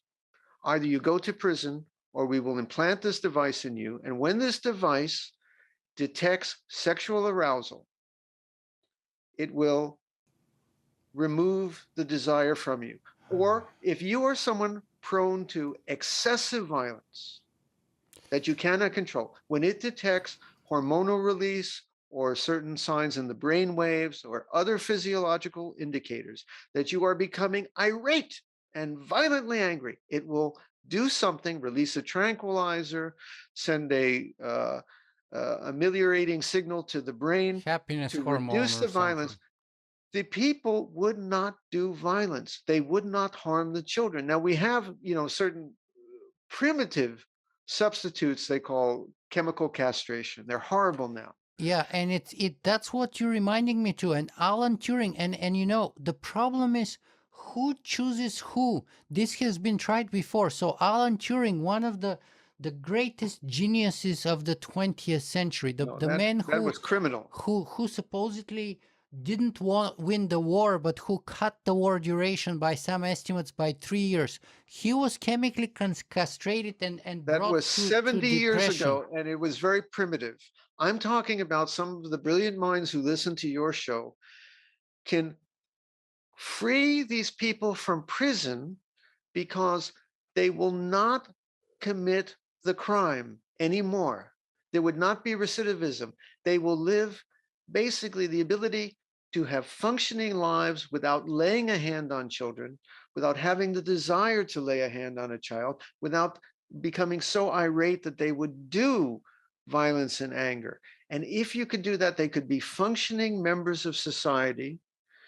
The prisons could be turned to schools or hospitals. Use it.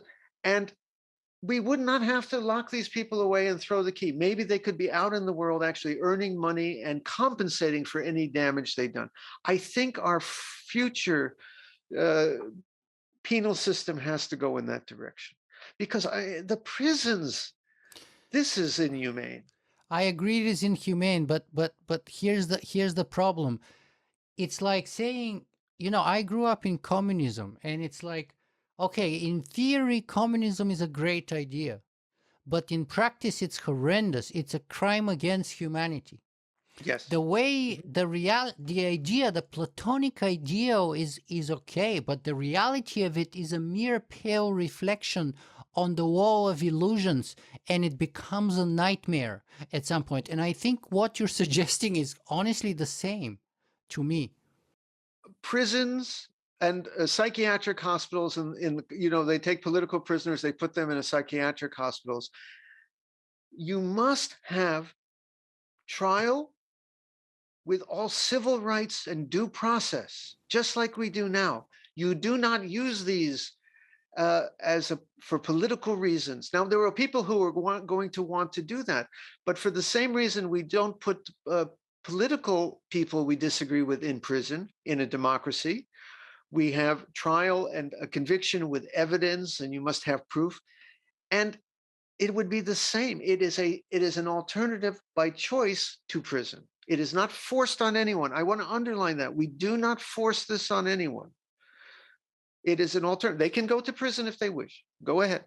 Or you can do this. This is what the judge will hand out at the end of a fair and civil trial. Yeah, I see your point. I disagree immensely with you. Just like I, by the way, disagree terribly with David Pearce, but it strikes me that you're kind of like the Buddhist transhumanist, if you will, because that's what David Pearce has suggested. That's why I'm here. Years ago, yeah. And he's actually even more radical than you in the sense that he talks about that we should do it not only for humans, but for the whole ecosystem. He wants lions to sit with lambs.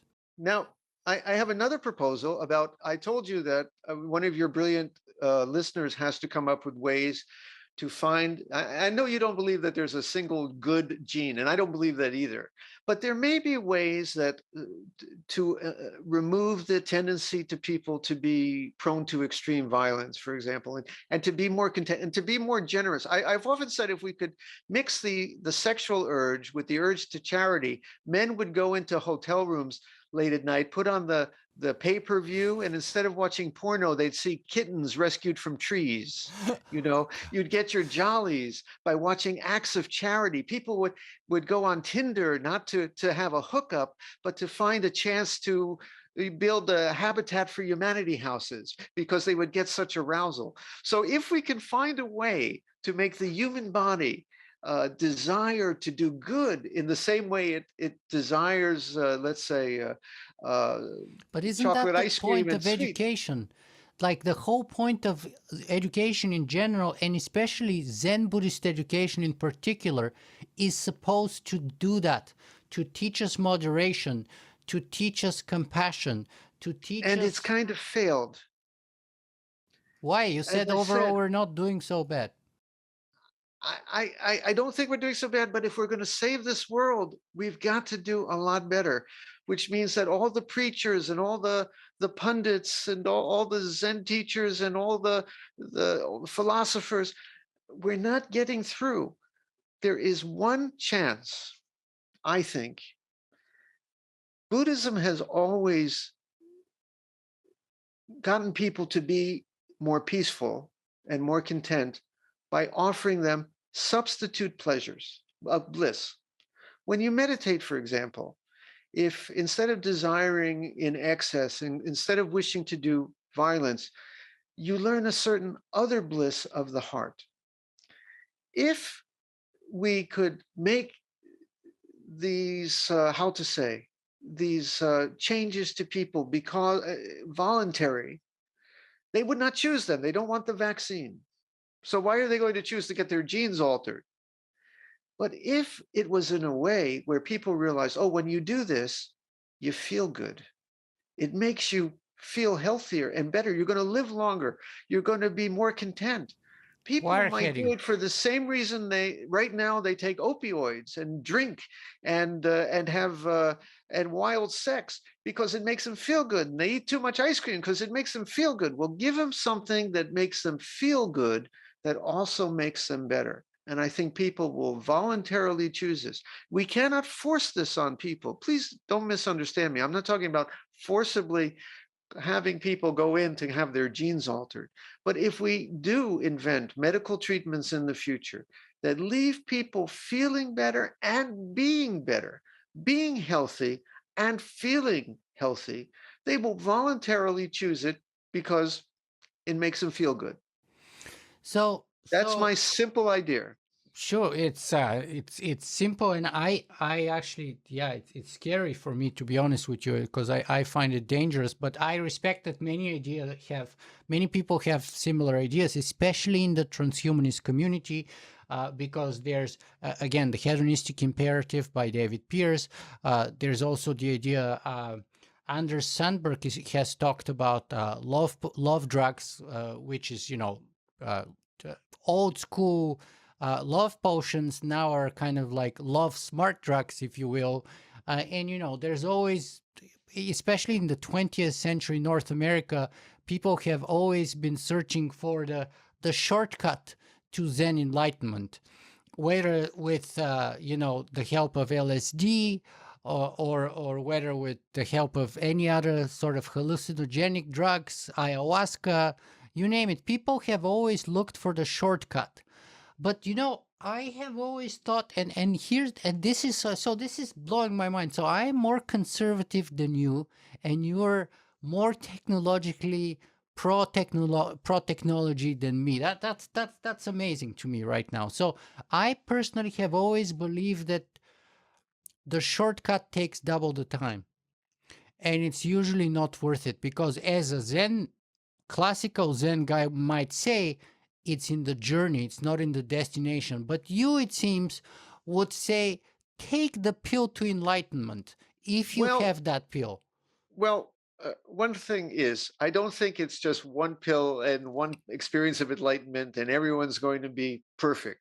I'm talking about a couple of very relatively moderate adjustments to the human personality. We're more easily satisfied and less, and a little more charitable and less prone to extreme violence. I think if you just took those 3 points and left people otherwise basically as they are, this would be a much nicer world in which many of our most serious problems, from war to man's inhumanity to man, to allowing people to be homeless in the street, to global warming, to excess consumption, would be dealt with just by those, a little more moderation, a little more caring for others, and a little less tendency to extreme violence. That's all. Yeah, well, What am and I asking? Not so much. I'm not asking so much. I, but this is very scary to me, and it's again blowing my mind, because you're Jewish originally, and everyone, when someone has tried to do something like that in the past, whether the eugenics movement in the United States or the Yeah, German scientists in the Third Reich, they've been you doing are it for the darn better right. of the human race, right? They did it for the human race. They So, thought they're doing good. so the reason I propose this is we are backed into a corner and we have no choice. And let me tell you the 2 reasons for that. Number one is I think our problems are so serious in this world, we're going to blow ourselves up, or we're going to really do some serious damage. People are going to suffer by the billions unless we improve who we are as human beings. But the other reason is I call it the black hats and the white hats. The military is going to start doing this. The big corporations are going to start doing this. They're going to start fooling with our genes. The good guys, of which I consider myself one, and I hope your listeners who are the white hat scientists and researchers have to get ahead of this before the bad guys start using it for the bad reasons. They'll use it to make better soldiers. They'll use it to make better factory workers. They will fool with genes to get someone who doesn't need to sleep and can work in the factory with barely a complaint. They'll make us more consuming. They will use this technology to pacify populations. The good guys need to use it to improve human beings before the bad guys. I get that, and so I'll even grant you as far that the goal is similar to what I would like to see, but the path is very radically different, because we become what we do. We become the path, and I thought this is more what a traditional Zen position would be, that we are the path. We're not the We end, are. and I so told you. I told you we walk up the mountain and every step of the way is our arrival, but we have to have a good direction. And I'm just rather frustrated, like so many people. I wish I had a solution uh, to global warming. And people say, well, just consume less. And it's not going to happen unless people have more moderate desires that are more easily satisfied. I cannot think of another solution. I wish I could. Well, my solution is harder in some ways, but it's a solution where we take responsibility and we go in for the long run, and we Mm. do the same. We in theory accomplish the same goals that you would like to do, but without the shortcut. And we do that through education, we do that through compassion, and we do that through patience. We can't do it quick. There's no quick fixes. Like, again, the shortcut usually takes double the time and causes double the damage, and in the end it diminishes the value of what's accomplished. And again, I would have thought I'd be giving the argument, you'd be giving it, and you'd be giving me the other argument Yeah, that I'm giving. I think compassion lies in our genes. Really. And I think goodness is in the human makeup. And we are animals who came out of the jungle. A lot of Buddhism, a lot of civilization is to let us leave behind our animal natures, our bad, our excess animal But natures, if our what you violent say is natures. true, though, wouldn't that mean that you cannot improve on compassion or cultivate compassion, if you will, if what you say is true? And the whole point of Zen and Stoicism, etc., is to cultivate compassion, to cultivate modesty, to cultivate. It's Uh, all a loop. You teach compassion in the family, you teach compassion in the schools, but you also must start with the body too. I think it would be foolish of us to deny this. And when you have more compassion in the body, it leads to more compassion in the schools and more compassion in the family. It all feeds together. But if you neglect just one, now you can teach people to be more compassionate. But the trouble is we need to do this for billions. We need to do it as an entire human race. And this is where you cannot do this one by one. We need to improve who we are as human beings, not to make a master race, not to force this on people as a dictator. We need to work to make nicer people, gentler people, more wow. giving and generous people. We can. I know we can. And I'm supposed to be a technophobe, and I'm giving the anti-tech argument, and you're supposed to be no, I'm supposed to be a technophile, and I'm giving the anti-technology argument, and you're supposed to be a technophobe, and you're giving a pro-technology well, argument. It's here's it's the it's thing too. amazing. Let's enough said about that. Another thing about technology that Zen has to offer is we have to learn simplicity again. Now, I give the technology, and I love computers. I'm talking to you right now over, Zoom, and I love tech. We have to unplug. We have to learn sometimes simplicity, the old-fashioned way, to do it the analog way, to pick up put the electric guitar down and pick up the old wooden guitar.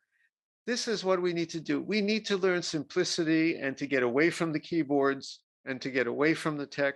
And that's And why, this is as far important as I'm too. enjoying this now, I would love to do that same thing in person, and to come and visit you in person, and to kind of get the physical vibe presence of your teaching, and your presence, and some zazen, maybe in a common space or something like that. That would be You're fantastic always welcome. and phenomenal. But so yeah, I agree with you on the simplicity thing too.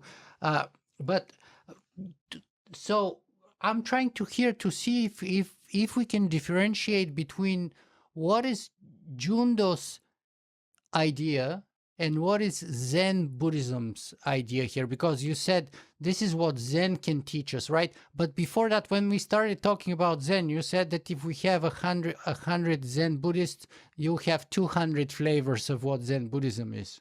Well, most Zen books or most Zen teachers focus on events 500 or 2,000 years ago, what somebody said in the Tang Dynasty or in ancient India, or to be in the now.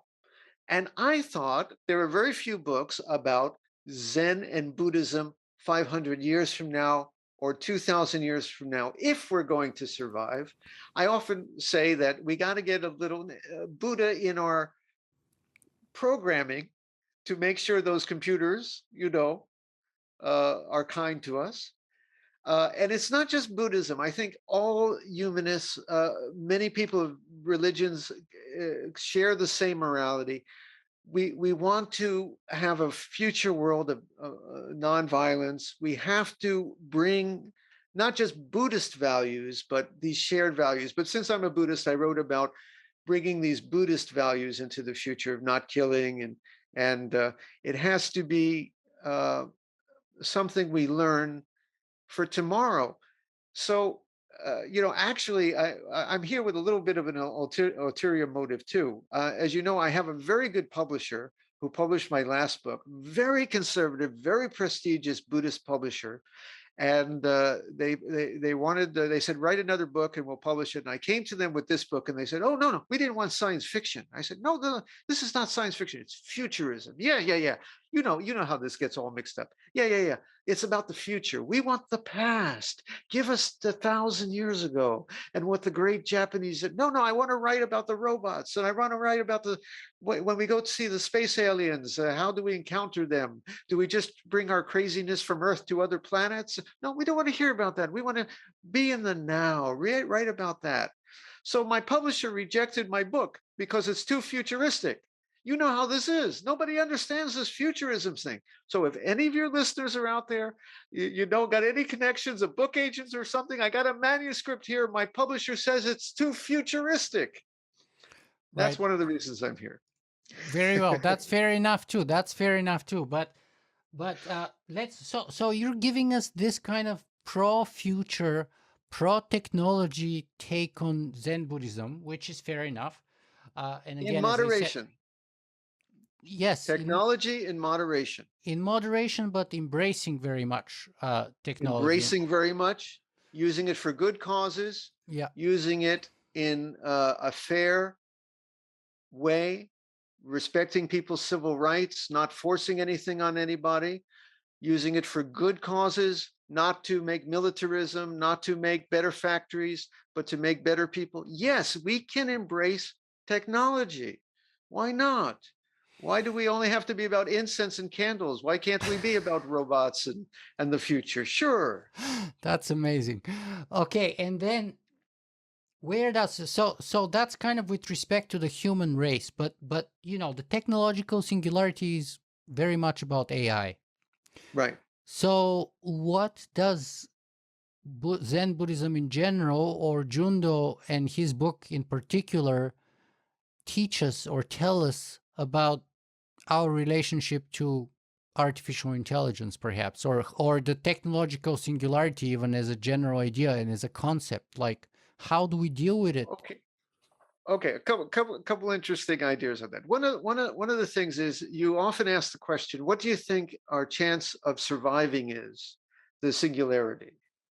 And I'm going to tell you, zero.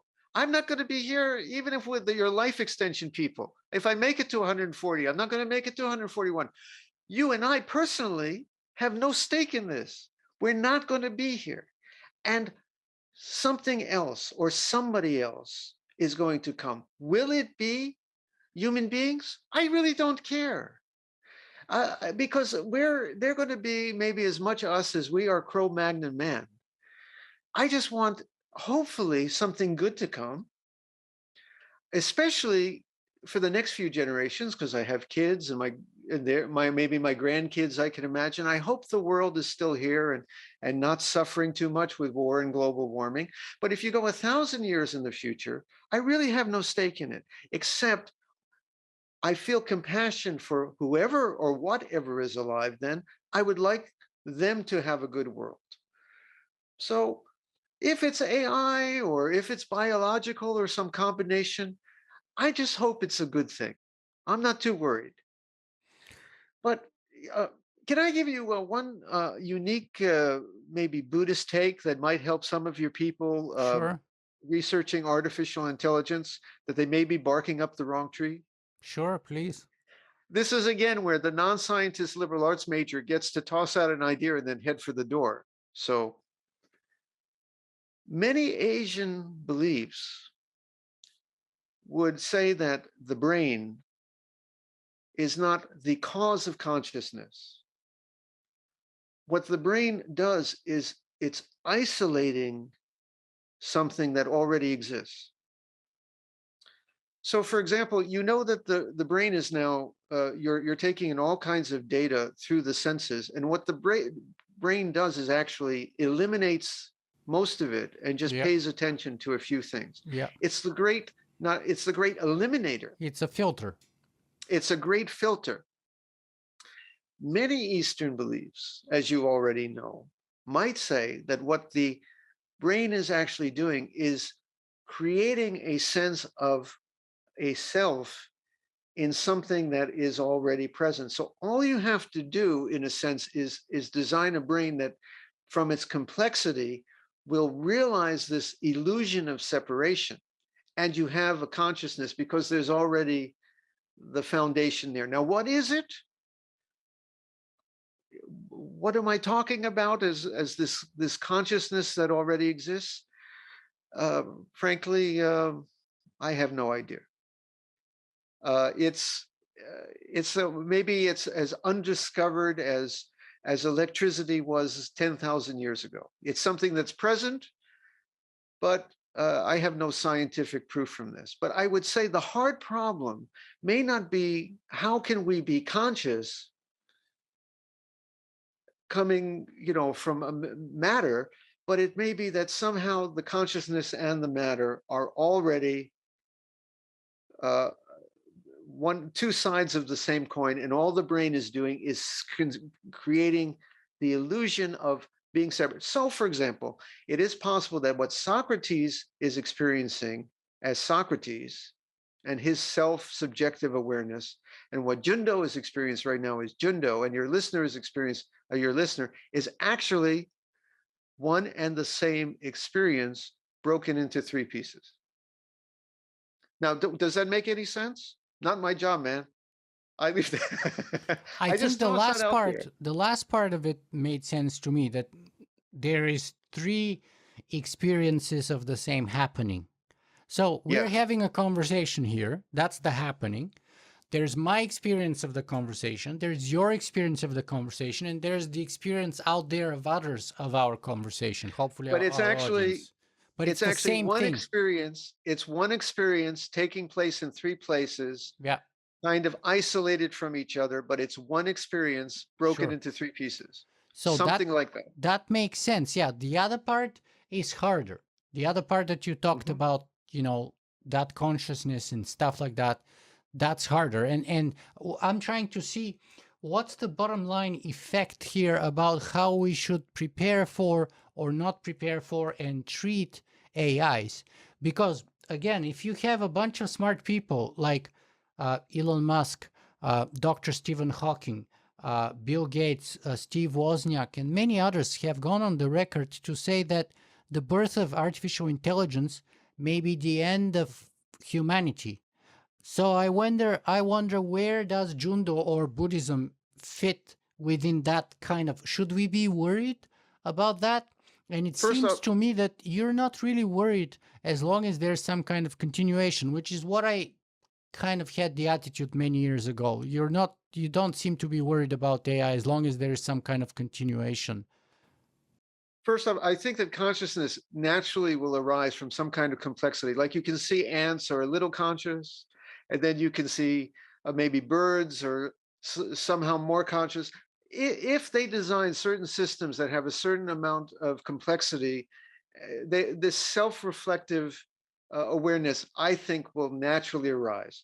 But that's of course That's the emergent somebody else's phenomenon problem. argument, but then it raises questions like, why does a quantum computer not suddenly wake up and evolve consciousness if it's so complex? Or why does a hurricane or a tropical storm, which is a very complex system, not suddenly spontaneously emerge intelligence? Why does the internet not With the right spontaneously structure, emerge? closer to whatever neurons are doing, it's emergent and it will just happen. Uh, basically you got to figure out why the complexity of neurons do that and not the complexity of the hurricane. And then Marvin Minsky would have been out of a job. Anyway, I don't want to. This is not my. As I said, I just toss this out there and then let someone else deal with it. Not my problem. But let's get to your other question. So in the future, if there are computers, we will only be alive in their programming. If there are future biological entities, our genes will be just a portion of what they are. You know, I'm not even my great great great grandfather, and I don't even know what his name was. I have no evidence for anything except I know that there was somebody, and I'm carrying their genes, and I'm carrying amphibians, and I'm carrying flowers, and whatever was billions of years ago is in me. And the future is going to be no better. As I said, where the ocean, the wave rises for a while and then it goes back. But do you know what that also means? Whatever wave arises 1,000 years from now, or 1,000,000 years from now, or 10,000 years from now is also the ocean, which means it's also us. Not us, you and me, but us in the big sense. So in the big sense, even if we are not here as a species, if humanity, let's say there's a singularity, and let's say, as Elon Musk and a few others have worried about, that means the end of humanity as a species. We are wiped out for one reason or another, just like the Neanderthals were wiped out. And maybe there's some Neanderthal genes in us today, you know, but regardless of that, they're a tiny little part. They were wiped out or they went extinct. Let's say we go the same way like the Neanderthals, like the dinosaurs did. You're totally okay with that? Because I have a faith in this. You know, if you're a Buddhist, you're kind of optimistic about the universe is actually has some life to it, and it's not just we're not just here by kind of happens. There's some reason that life it wants to be alive. So you know what happens? I'm going to tell you this: if Earth screws it up, they're going to get it right in Alpha Centauri. The reason the universe looks like all these seeds of planets scattered like seeds is I think life is developing all through the cosmos. And if we don't keep going, they'll get it right in that other galaxy. I'm not so worried because, again, with the ocean thing. But also the machines would keep it going. And again, with the ocean metaphor, the machines are kind of part of the ocean and the machines are us in a way because we create them. And it's all us. Just like the dinosaurs and the Neanderthals were all us, and you know, Australopithecus africanus was us in a way. Lucy was us, and now we're here. And when we go extinct, the machines will be us in a way. So in that kind of Zen sense, Elon Musk shouldn't be worried. The universe is going to go. I don't know if this is what my grandmother would say or old Zenism, but it's going to go where it's going to go. Now, you can worry about the singularity, the technological singularity, about trying to get there. And I'm going to say, all we can do is point the boat in a certain direction and hope it goes in a good direction. And then it's not really our problem. We're not going to be there forever. And the universe as a whole is not concerned about this one little planet. It's all going, and if we get it wrong, some other people or other creature or jelly or whatever they have on these other worlds, they'll get it maybe a little better. Good for them. I'm not worried about it because the universe is just going where the universe is going. And it's perfect the way it is. Well, let's try to make our little corner of it for as nice as possible. But yes, it's just going the way it is. And it's not perfect the way it is. It's perfectly what it is. It just is what it is. And so if that means extinction of the human race, that's fine. If it doesn't mean extinction, that's fine too. Yeah, but in the meantime, we kind of have a vested interest. Let's try to keep the human race going as long as possible. And in the meantime, make this planet as nice and pleasant as possible. Wow, Jundo. So we had many unforeseen turns today here in our conversation. And it turns out, you know, a Buddhist can be a lot more pro-future and pro-tech than I ever expected. And I can be a lot more anti-tech and conservative than I expected. So I'm that, hopeful about tomorrow. yeah, I'm hopeful about tomorrow too, and I think we could and we should be hopeful. But I do hope we can get to that same tomorrow we're both suggesting is a good place to be at. I hope we both hope to get there through different means and paths. And again, your metaphor stands still, but yeah, okay, that's fine. So we have our different paths there, and each of them have their pros and cons and their dangers and opportunities, I guess. Well, okay, so A lesson I learned from your show is that technology's coming, whether we like it or not. Let's use it for good. That's the one number one lesson I got from listening to hundreds of hours of your show. It's coming whether we like it or not. Let's use it in a good way. That's all I'm saying. and that's good, and I agree with that lesson. The question is though how we do that, and the how is very different for you and for me, obviously. And by the way, that's a very stoic lesson. It's a Buddhist lesson, obviously, but it's also a very stoic lesson. The Stoics had this metaphor that we are all kind of like dogs leashed on a car, on a horse buggy or on a cart, and the horse buggy would be going wherever it's going, and so the dog is on a leash, so it's going to get dragged along the way anyway. So you can bark and you can pull as much as you want, but you're going to get dragged that way anyway. So but you can choose to make the best of it and not drag yourself down, but rather make the best of what you've got. That's like kind of the stoic idea, is that we're working within constraints, but we can find happiness and we can find a way to make a difference within that constraint, even if though fate is like that cart and we're all leashed to it and it's pulling us along a path we have no control over. Well, we're not only being pulled along, we also get to steer it a little bit too. Right. Hopefully we do. Hopefully we do. Well, Jundo, where can people find more about you and your work? Well, I have an online Zen group that we started about 16 years ago for people who, and this was way before COVID, people who could not get to the usual temple or Zazen group.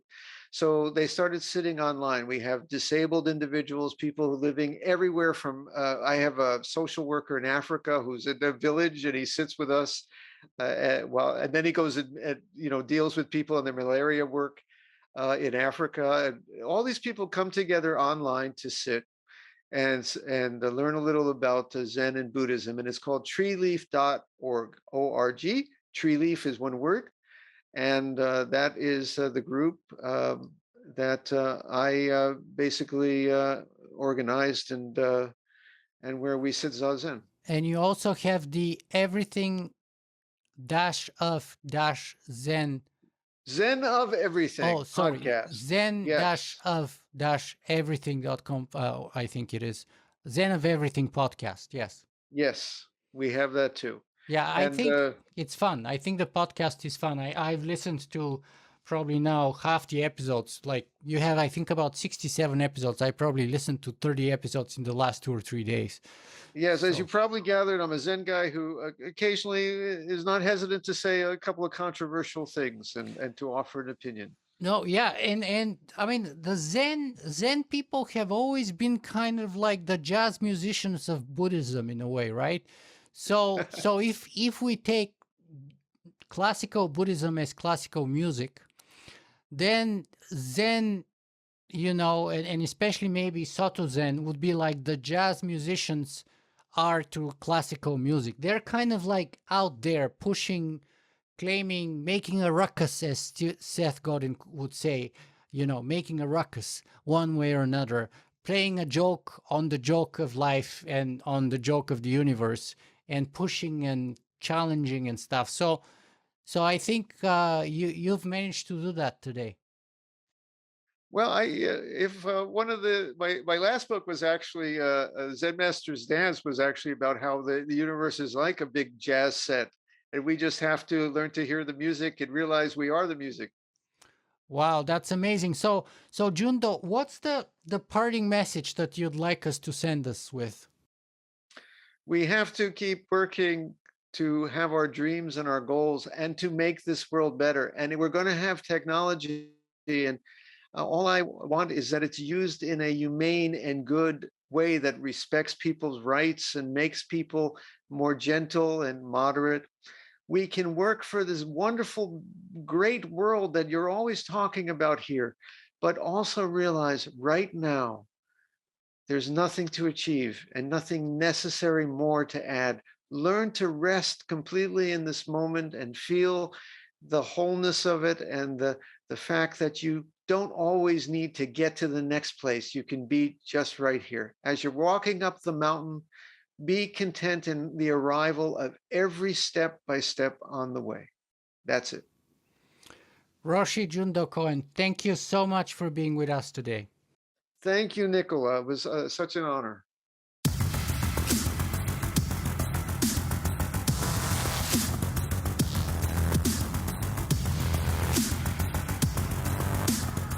If you guys enjoyed this show, you can help me make it better in a couple of ways. You can go and write a review on iTunes, or you can simply make a donation.